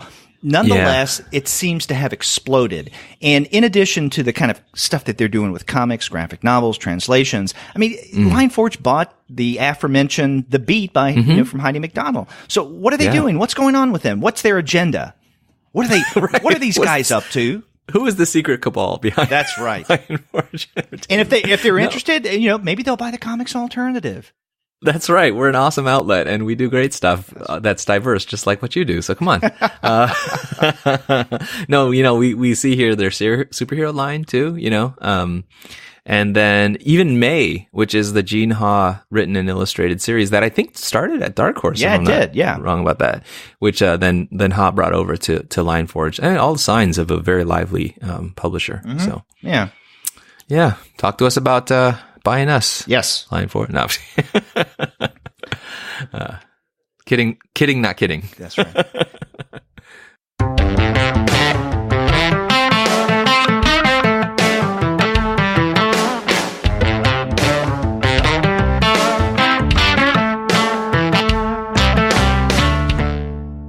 Now, Paul, I know that toward the beginning of this episode, we mentioned that we'll probably go long, and we are going long. So if you're still listening to this, then thank you very much. And many of you have told us that you like these longer preview shows. And if Paul and I have the time where we can put in more than an hour and a half or even 2 hours into these episodes, well, we like doing it. Yeah. We probably should put it on faster tilt at this point, Derek. And, but I'm wondering too, if maybe a strategy, and listeners can tell us what you think, or if you'd be annoyed by this, is maybe in the future we start from the middle of the catalog and then go the other way so that we don't always give short shrift to the manga at the end and stuff like that. But, we try to do our best here. Yeah. Although I do have to say that the manga at the end, there are fewer titles that at least I'm interested in. Than in, let's say, the premiere section or in the back half or the green section with the more indie publishers. Yeah, that's generally true for me, but, there's a couple this month I want to get to. Same here. Yeah. Now, getting back to the matter at hand, after Lionforge, I go to page 382. Okay. And this, I think, is a Liverite publication, and Liverite is an imprint that, I don't know if it's an imprint of W.W. Norton or if it's distributed through W.W. Norton, but it's associated with Norton. Right. And this is David Small's Home After Dark, and it's a graphic novel. And if you are familiar with David Small, then you probably know his work, Stitches, which was quite famous. And so I don't know, he doesn't really do much that I notice. And so this is rather notable. Mm-hmm. Yeah. It's and so it says long-awaited graphic novel, which it is for people who liked Stitches, and it's about a 13-year-old kid, story of male adolescence gone awry. But because of David Small, I'm interested in this too. Mm-hmm. Yeah. Where do you go next? I think this is 402. That's where I'm next. Okay, yeah, I have some things before 402, and I think I know what you're going to reference there. But on 384, under the NBM section, we have Michael Cherkas, David Hannock's The Silent Invasion, Volume 1. Now, apparently, what NBM is going to be doing is publishing all of the Silent Invasion series, which I have not read, but apparently, I think the first couple of volumes have already been published, but I think the third has not yet. Yes, they're publishing those. They're republishing the first two. They're publishing the third, and then there's which has been released, but not as a whole volume. Okay, I think individual issues, and then there's a never before seen fourth. Okay, that's it. Yeah, the fourth volume. Yeah. Which I actually had marked this, but I skipped it over just for time's sake. But since we're here, The Silent Invasion is one of those books that was at my library when I was, roughly a teenager. And then I'd see it throughout in other places. And I was so drawn to that. I mentioned before my Dick Tracy fandom, but it's that sort of like Art Deco, noirish style, but very cartoony. And I just ate this book up, and I loved the art style in it. And then it was a very unfinished story. And so to have it come out and then hopefully now to be finishing, it's sort of a McCarthy era, mystery, sort of noirish feeling mystery story. I am excited to see this finally finished. As it says in the solicit, it's a cult classic, but I think everybody's wondering what the heck happens to Matt Sinkage, the investigative reporter at the center of the story, and now we'll get that. So that is a significant thing. Yeah. After that, I go to Oni on page 392. And this is Erica Moen and Matthew Nolan's Drawn to Sex, The Basics. Yes. So, this is part of Oni's Limerence Press imprint, books that deal with issues of sex and sexuality. So this is interesting. If you're looking for an interesting book that gives you, I guess, an introduction to sex in comics form, then this may be for you. Yeah, Moen and Nolan, and Oh Joy Sex Toy, a really, sex positive series that is educative and all that stuff. And this is really them going back and let's do it from the sort of foundations on up. And so this is their, sex education resource that they're developing. Yeah. Yeah. After that, on page 398, and this is from the publisher Pegasus, H.P. Lovecraft, The Man Who Wrote in the Darkness. And this is a graphic novel by Alex Nikolovich and Gervasio and others apparently do the art. And from the look of this is yet another graphic biography of a figure, this one being Lovecraft. So we get a lot of comics adaptations of Lovecraft's narratives. Yeah. I don't know of any, at least in comic form, biography of H.P. Lovecraft that wasn't fictional in some way. Yeah. Yeah.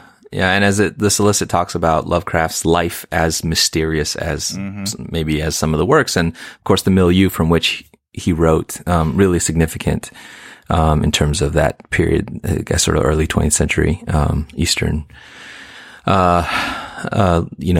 East Coast, I guess, time period. I probably won't read this, but I think it is worth noting because Lovecraft and even the idea of Lovecraftian things, are all over this catalog, which means that they're all over comics. Lovecraft is also virulent racist. Yeah. And so between that and my aversion to horror, which you know about and we've talked about here, I wouldn't say that I am a Lovecraft person. Lovecraftian draws people and then it wards me off. And so, but I am really curious, anytime a cultural figure of this magnitude, has this kind of a stamp on comics, I want to know more about Lovecraft. So maybe this will be a way to get into that. Yeah. And then we get to page 402, which you have something of interest. Yeah. It was Random House's Passing for Human, a graphic memoir by Liana Fink. Fink is a New Yorker cartoonist and does actually also not just cartoons in this sort of, familiar cartoon style that people know from the New Yorker, but also like these one-page pieces that are sort of columns that are cartoon integrated things. And so, this is a graphic memoir about, struggling with what's expected of her as a woman, as it says here. And so, I think it's Liana Fink and being able to read Liana Fink in this sort of longer form version, that 240 page hardcover. I'm excited to see from Random House. This is on my list as well. Yeah. Now, did you read her earlier book, Bentel Brief? No, I didn't even know there was an earlier book. Did you say Bentel Brief? Bentel, yeah, Bintel. And in fact, Andy Kunka and I had Liana on the show for an interview to talk about Bentel Brief. And basically what Bentel Brief is, it's I guess a comics version or her version of many of the letters that people used to send Abraham Kahan when he was editor of the Yiddish paper in New York, whose name escapes me right now. Right. The Forward. Yes, of course. How could I forget the Forward? Okay. And every now and again, what he would do is he would publish under the title Bentel Brief these letters that people would write him about their various experiences in acclimating to American culture. So whether in terms of language or in terms of, various shopping challenges or just interactions with public officials, hospitals and whatnot, anything dealing with fitting in and kind of melting in, so to speak, the American pot, if you want to call it that. Right. These were the subject of the letters, and of course, some of these also had to do with romance and relationships. Yeah. And so what Fink did was to take many of these letters and to create comics based on them. And it's a fascinating book, and we had her on. You can check out that past episode by doing a search on our website, comicsalternative.com. Right. I would like to have Liana Fink on the show again to discuss this new memoir. Oh, I'd be totally up for that. I mean, I didn't know that she'd had a previous book, and now I have an older work while I'm waiting for this one to go catch up on, as well as a Comics Alternative episode that I had missed to go and listen to. There you go. Yeah. After that, I'm at Retrofit and Summer Piers, All the Sad Songs. Yes, and I'm glad you mentioned that. I'm really looking forward to this. I guess for a number of reasons. Now, Andy and I, discussed Summer Pierre's self-published comics last year. We did an episode where we did look at creators who self-publish their own work, both Summer Pierre and Gwyneth Fawkes. I am, and maybe you, if you have the time, I've already been talking with Summer Pierre about an interview about All the Sad Songs, because this is her first, I guess, graphic novel, if you want to call it this, or book, that she's not self-publishing. And so it's kind of a big deal. So we will have her on the show. I've been talking with her about this for months. Once this was announced, when Jared announced it with Retrofit. Another reason why I'm fascinated by this is, I don't think I've mentioned this on the show before, but I'm going to be at SPX this year, and I'm going to be doing a panel with Gwyneth Fawkes and Summer Pierre and a couple of other creators, and it's going to be devoted to diary comics. Oh, that's awesome. And we've been discussing this over the past couple of months, and also joining us on this panel will be Kevin Budnick and Dustin Harbin. And, all four of these guys do diary comics. I'm just going to be the annoying moderator on the panel. The rest of them are going to be talking about interesting stuff. But this is something that Gwyneth, Summer, and I have been talking about for a while, trying to come up with an idea. Okay, let's do a panel at SPX. What's it going to be? And that's great. They really, it was interesting in that both of them said, please, let's not have it to do anything with being a mother or a woman and being in comics. We get those questions all the time. I wasn't even thinking about that direction, but they wanted to go with diary comics. So we should be having a panel at this year's SPX in September, devoted to diary comics. Nice. I'm looking forward to hearing about that. Hearing that, maybe. But wow, what a lineup, and so cool that you get to host that. Yeah. After that, Summer Pier. Yeah. After that, I'm at the big 407, 408 spread. Is that where you're at? Definitely. Yeah. Again, we have a few things to walk through here, right? I start at Secret Acres, which has a new title called Phlox from L. Nichols. L. Nichols is a trans man who is describing the experience of, being assigned female and raised by conservative Christians, and it's a memoir of Nichols' childhood. It looks really good from Secret Acres. It does. Now, the interesting thing about this is I have a copy of Phlox. Oh, do you? Oh. And previously published? No. Now, it's interesting. It's not unusual that we get review copies from a variety of different publishers, and we've mentioned this on the show a number of times. Yeah. But more times than not, we need to request those. When I went back to visit my family in Frisco, Texas, last month, I had waiting for me at my old address a package from Secret Acres I never requested, and in it were this book, Phlox, as well as another upcoming book that they have called Bald Knobbers. Oh, nice. And I didn't know about these creators. I didn't know about these titles beforehand. And I think they were just reaching out to say, hey, might this be something that you would be interested in? Yes, they definitely are. So we may be talking either on the review show, who knows, maybe even interviews with these discussing these texts, and in particular the one that's listed here by L. Nichols, Phlox. Yeah. This looks really good. I'd be interested in checking this out. Yep. And then underneath that, we have actually probably a couple of texts from Self-Made Hero. Yes. One that's directly underneath the Phlox solicit is I Feel Machine, which is written by Krent, I guess, Abel, Julian Hanshaw, art by Box Brown, and others. And it says, since the turn of the century, technology has transformed the way we communicate and consume, how we work and fall in love and navigate the world. We are increasingly reliant on it, but few of us know anything about the science that is driving this technological change. So this book is six graphic novelists present reports from the digital frontier. So it seems like a variety of creators here. The ones you listed, also in this tiny text that I can kind of see Eric's Svetoft and Shantan and others really each lending a little bit of a perspective about this phenomenon of technology in our world. Right. Yeah. And then the other self-made hero book that I find interesting is 1, 2, 3, 4 Ramones. Which is, I guess, is a biography of the Ramones. Yeah. Written by Bruno Cadine and Xavier Betancourt.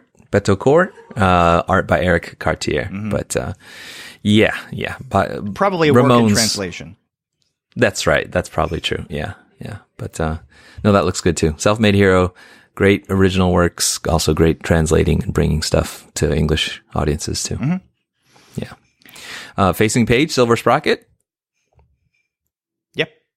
Oh, okay. I thought you were going to follow that up with another comment. No. Sorry. My trying to move us fast has us moving slower. Silver Sprocket has one called F Off Squad, you can fill in those blanks. Centers on 3 queer teens as they attempt to navigate their way into young adulthood. Written by Dave Baker and art by Nicole Geux. But that looks interesting as well. Yeah, that caught my attention. And then there's an all ages book from Silver Sprocket called Handsome People, Here I Come, which of course I paid attention because they're addressing me, by Mr. Hayden, which is kind of a surrealist, absurdist humor for kids. So gags for kids. That's always fun. Yeah, that looks good. And I'll keep it going here. I'll keep the rhythm on. Right under that, Simon & Schuster Books for Young Readers has a book called Fake Blood by Whitney Gardner that I also am interested in checking out. It is a 336-page graphic novel. I don't know much about it or Whitney Gardner, but looks interesting. Yeah. Now, I don't have anything until page 431. Okay. No, let's go there. And then I have some things in Tune. Well, that's where Tune is. Oh, I have altered page numbers once again. But yeah, Tune has a couple of new releases out. Do you want to say anything about that? Well, I mean, they have a number of new releases that I'm sure that you and Gwen would be very interested in. And it's not as if just because I don't do the Young Reader Show, I'm not interested in Tune books. I do find it interesting, though, that lately they have had some pretty big name, let's say, alternative or indie comics creators doing Tune books, and not just Art Spiegelman. I mean, it makes sense that Art Spiegelman does it because he's married to, the woman behind Tune books, which makes sense. Right. But, we had earlier this year the Jaime Hernandez book from Tunes, and we have 2 creators now that, I don't know, I just find this fascinating. Ivan Bernetti, who is doing 3x4, and then Jordan Crane doing We Are All Me. Yeah. No, and Toon has been talking up these 2 books, and it'll be fun to see these 2 creators. I mean, they're oftentimes, as with Jaime, creators that, are from our alt indie world, but then you think about, like, how would their style, their sensibility translate into a kid's book? Of course it would. Like I can picture something like that. And here we have it. We Are All Me by Jordan Crane, and Ivan Brunetti. And actually, this made me think about Brunetti's cartooning book, where he, I think, extols the importance of simplicity to cartooning, and actually, in a way, the kind of visual poetry that cartooning entails makes perfect sense to apply to these books for the earliest emerging readers, which Gwen and I always talk about, loving Toon books and what they do. So this is great. Yeah. After that, I go to 433. Okay, I think I'm there too. Yeah. Now, one thing we've seen before, and this is listed under Uncivilized Books, and this is Gabrielle Bell's Cecil and Jordan in New York. But this was originally published, I believe, through Drawn and Quarterly. But I guess now that Uncivilized has been coming out with some of Gabriel Bell's stuff, I guess he has an agreement, that Tom Kaczynski has an agreement now with Bell that maybe through Uncivilized he can publish new editions of her previous work.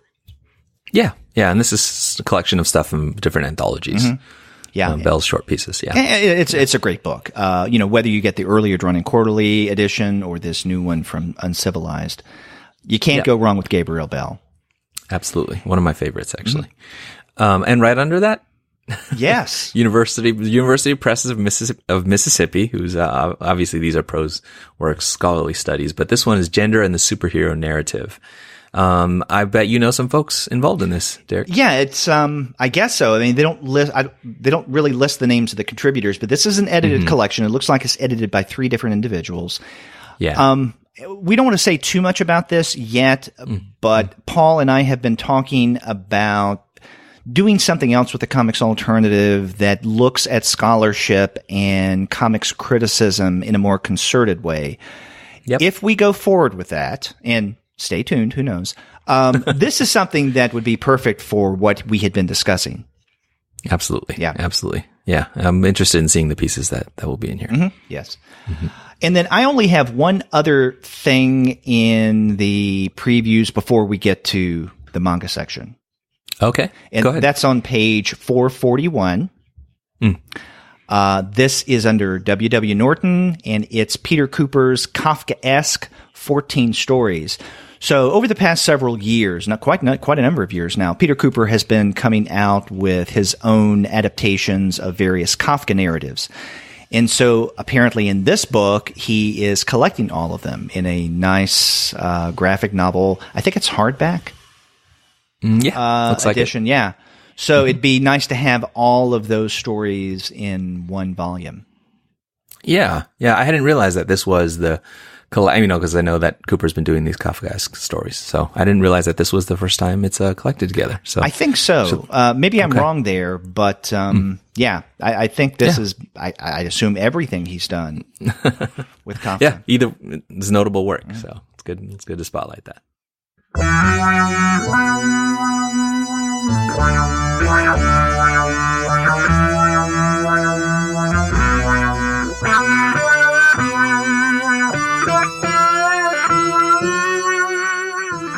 Do you have anything else before manga?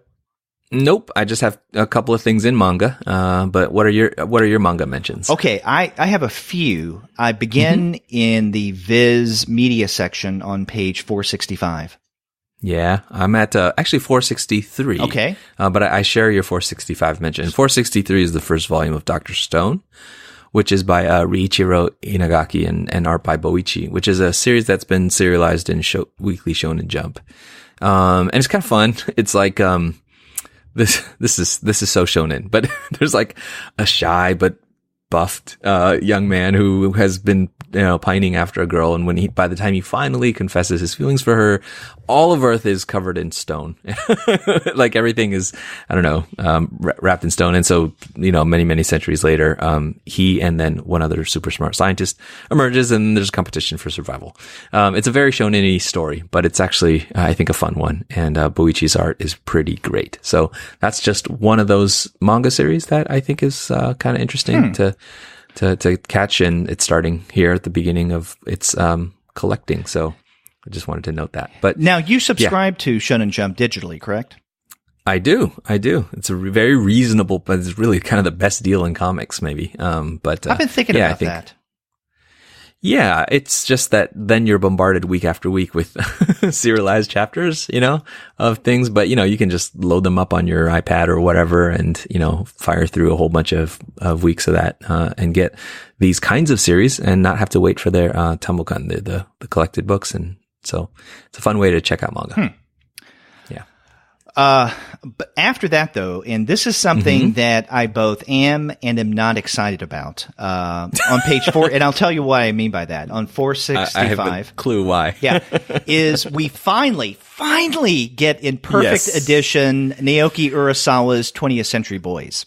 Yes. And I have been waiting for a long time for Viz to come out with perfect editions of this series, 20th Century Boys. For those who may not be aware, Viz, with their perfect editions and with previous Urasawa series, they have completed perfect editions, completed in terms of the series with Urasawa's Monster and then with Master Keaton. Right. Both of which I've read all the way through, and I know that we've discussed Monster at least a couple of times on the manga series. Originally I think with the first 5 volumes, and then more recently when Shay and I did kind of a catching up on manga episode, and we were talking about catching up with all of the rest of Monster that we didn't discuss originally. Yeah. And you just knew, as important as 20th Century Boys is to Urasawa's body of work, that they would come out with perfect editions. Okay, last year, I got tired of waiting, and so I decided I'm going to start getting the signature editions, which are nice volumes. Now, perfect editions from Viz are basically 2 of the signature editions in 1 volume. Right. And so what I started to do this year is sometimes quickly, sometimes a little more slowly, reading through the entire 20th Century Boy series. Yes. And as of today, I finished volume 21 of 20th Century Boys. There are 22 volumes in 20th Century Boys, and the last 2 volumes of this storyline is 21st Century Boys, and there are 2 volumes to that. So I got tired of waiting for the perfect editions and just got, sometimes new, sometimes used, if I could find them, the signature editions. So it's like, damn it, I'm going to read 20th Century Boys sooner rather than later. I'm not going to wait for the perfect editions. And lo and behold, I'm almost finished with the series now, and Viz comes out with the perfect edition. So that's why I'm both glad and not glad that I'm seeing the perfect editions of 20th Century Boys. Yeah. And I just keep giggling because I totally anticipated exactly that, which I've experienced with a lot of series. I am the sucker who hasn't read this one. I've read a ton of Urasawa otherwise. So I'm really glad for this. And this is where I will jump aboard. Haha, Derek. And gather these perfect editions as my read through of 20th Century Boys. Okay, how about this? I'll know the ending long before you do then. That's true. And someday you're just going to spring a spoiler on me. I will, believe me. Just vindictively.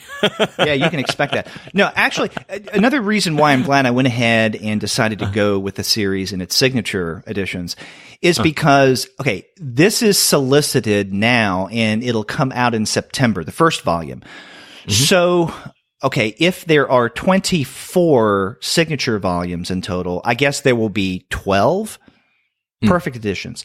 How long is it going to take to complete the perfect edition run of 20th Century Boys? So we're looking at multiple years, I think. Yeah, is that the rate they've been doing, like with their Monster and stuff? Yeah, I mean, I can't remember how often a perfect edition of Monster or even Master Keaton would come out. Maybe every 2 months, maybe every 3. I'm not sure. Yeah, looks like it from the order codes of Monster underneath. And so it'll take a while regardless. And so another reason why it's like, I'm just going to go ahead and go with the earlier editions. And I'm glad I did. No regrets. Yeah, it's a smart move. It is hard to find this stuff cheap elsewhere, so to be able to order them as they come out on DCBS or something like that at some discount, and to pace yourself as far as how you spend, is a way to collect up these works. And in this case, that's the route I'm going to take. Yeah. So where do you go next in the manga section, if at all, anywhere? I'll just briefly mention at 478, the Kodansha. Is it 478? 477, 478. Right. There's a Ghost in the Shell global neural network with four all new stories in a hardcover by a bunch of American creators that we know here. Alex DeCampi, Milano Giannis, Brendan Fletcher, so some really great American creators who are doing some Ghost in the Shell work. That looks like it's really intriguing. I'm not sure if this stuff has been previously published and it's now collected, or if it's new. But. Yeah, well, Kodansha has done something like this in the past with some of their other properties. I think most notably Attack on Titan, where I think it was last year we had that volume of brand new stories by Western creators based on Attack on Titan. In fact, Shay and I discussed that volume on a manga show. Yeah. So I noticed this as well as something to look forward to. And we love Kodansha on the Comics Alternative. They send us things and they keep us in the know. So we appreciate that. And that's why we discuss a lot of Kodansha titles on our manga series. Something else that I'm interested in, and this is also Kodansha, but it's on page 480. And this, I don't know if I'll get it, but I'd like to check it out. And we may even discuss it on a manga episode. This is Sailor Moon Eternal Edition, Volume 1 by Naoko Takeuchi. And Sailor Moon is one of those titles that, I don't know, I haven't picked up to begin reading yet, But it's something that I know that a lot of younger readers, like my daughter, would be familiar with before I would be. But when I saw that Kodansha was coming out with these Eternal editions of Sailor Moon, I thought, well, maybe it's time for Shay and I to actually check out Sailor Moon. It's not off. I mean, sometimes we discuss very popular titles and series on the manga show, but not often. This may be one of those times where we want to turn to the more popular title. Yeah. Large cultural footprint that Sailor Moon has made. So maybe worth checking out that too. Yes. Can I jump over to 482? Yeah, I'm sure you're anticipating at least one thing I wanted to mention on that page. My Brother's Husband, Volume 2, by Gengoro Tagame. Brother's Husband, Volume 1 was real significant this past year. So now we have Volume 2 coming out, which is the conclusion, I think. Right, yeah. And Shay and I did discuss, I think it was last year, the first volume of My Brother's Husband. Really good. Right. And I was wondering how long it would take for them to come out with a second volume. Yeah, and here we are. Yeah, it is. And the thing that's interesting about Gengoro Tagame is, I think, for many readers of manga, he's primarily known as, I guess, a fetishist, cartoonist or mangaka. And so one of the things that's so striking about at least the first volume of My Brother's Husband is this is very different from that work that he does. I mean, this is a fascinating, very tender story that he covers. Yeah. So I'm really looking forward to discussing this second volume on a future manga episode. Yeah. Yeah. Sounds good. The other thing on that page that I wanted to mention is the second volume in 7C's Devilman Classic Collection series. So just recently we got the first volume of Devilman, the Classic Collection. Now we get the second. And 7C's has been doing that lately with some of their older titles. They're doing it with Devilman, Captain Hannock, and also Cutie Honey. They're have just or are going to come out with classic collections of some of this older manga. Yeah, that's cool. The last thing I'd note is also in 7C's at 485. Is that good to jump to that? Sure, go ahead. Okay. It looks like they have a series called Satoko and Nada, which is written by Yupachika, Marie Nishimori, and art by Yupachika. It's a charming fictional manga, it says, about a friendship between a Japanese woman and her Muslim roommate. So it seems like a series about life and topics that I'm always interested in seeing how that plays out. So that one is one that is spotlighted from 7C's. And 7C's has a lot of stuff. A lot of it I would just pass through as not for me, but this one might be interesting for me. You know, I'm glad that you mentioned that. I completely overlooked this title, but it does sound like something that would interest me, and I'm sure Shay, for a future manga show. And 7C's is really good at getting us digital copies of things we may be interested in discussing on the show. And as you mentioned, there are a lot of their titles that, I don't know, I just am not interested in. Yeah. On the other hand, some of their classic stuff like The Devilman, or even, we have also solicited on this page, Space Battleship Yamato, that are worth looking at, if no other reason, historically, right? You know, these classic manga series. But also other things. Just recently, I guess, on the show that we put up this past week, the June manga show, we discussed a 7C's title, Claudine, which is something that came out in the 1970s, but was finally collected, or at least translated into English. Yeah. And the thing about this book, this is by, the creator. Looking it up myself. Ryoko Ikeda. Yeah. This is the one who did Rose of Versailles, which is kind of a famous work. And Claudine is something that I think has just been published recently in English. And it's about the story of a trans man in historic France. So they do interesting work like that. They also have another book that Shay and I think in a future episode will discuss called My Solo Exchange, which deals with lesbian relationships. So they do a lot of really good stuff, 7C's, and this Sakoto and Nada is definitely one I want to look up. Yeah. Well, that does it for me.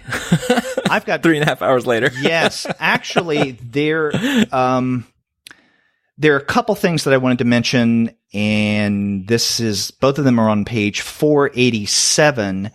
Okay. And I guess this is Vertigo. Both of these are Vertigo comic titles. And Vertigo's another one of those manga publishers that we come back to every now and again.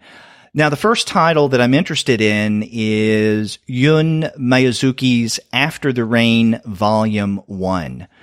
And the solicit reads that Akira Tachibana is a soft-spoken high school student who used to be part of the track and field club, but due to an injury, she is no longer able to run as fast as she once could. Working part-time at a family restaurant as a recourse, she finds herself inexplicably falling in love with her manager, a divorced 45-year-old man with a young son. Despite the age gap, Akira wholeheartedly embraces the mannerisms and kind nature, which is seen as spineless by the other employees. And little by little, the two begin to understand each other.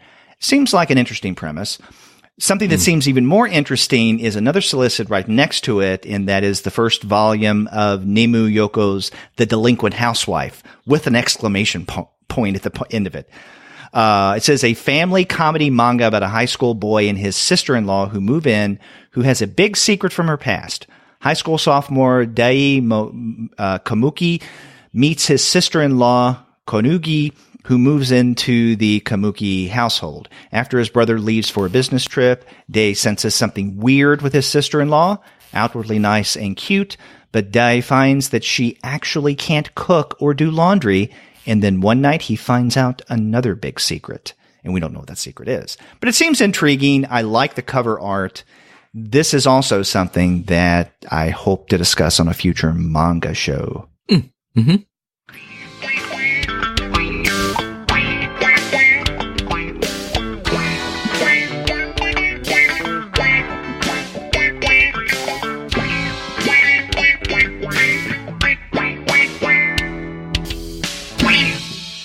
And with that, I think after what? A little over 3 hours, we've wrapped up the July Three previews. and a half. Oh my God. 3.5 hours. Yeah. Well, after we edit it, it may not be that long, but, okay. Yeah. Our listeners have said that they like long preview shows. Well, guys, that's what you got. Don't say we didn't live to please. That's right. But, we do it for you, our devoted listener. Yeah. Yes. And you can be mighty sure that you can find every single one of the titles that Paul and I just highlighted at great discounts at the website of our sponsor, of course, Discount Comic Book Service. Remember, go to dcbservice.com. Every month you're going to find a plethora of great prices, whether it be in bundle or single issue or volume form. That's dcbservice.com. And after you do get your titles there, get in touch with us and let us know how you liked our long 3+ hour episode of the July Previews catalog. If you go to our website, comicsalternative.com, you'll see that you can leave us a voice message online via SpeakPipe. Or you can pick up your phone and call us that way. Our phone number is 415-3-COMICS. That's 415-326-6427. Yeah, to email the podcast, 2 guys at comicsalternative.com, Derek individually at derek@comicsalternative.com, that's DEREK, and I'm Paul at comicsalternative.com. That's right. We're also all over social media. You can find us on Twitter, Facebook, Tumblr, Instagram, Google+, Goodreads, Pinterest, YouTube, Slack, and Discord. You can subscribe to the podcast through Apple Podcasts. You can stream us on Stitcher. You can also find us on Spotify, on TuneIn, on iHeartRadio, and on Google Play Music. But you can find every single one of our podcast episodes, as well as the reviews and commentary that we occasionally post on the blog, simply by going to our website, comicsalternative.com. That's right. Come check us out, look at the back catalog, and thank you so much for listening. That's right. We do like to hear from you. And as you heard at the top of the show, we have, over the past week, quite a number of people corresponding with us, and we would like to include you in that growing list of correspondents. So please get in touch with us and let us know what you think, and we're glad that you're listening to us. Mm-hmm. And until next time, or until we hear from you, I'm Paul. And I'm Derek. Take care. Take care.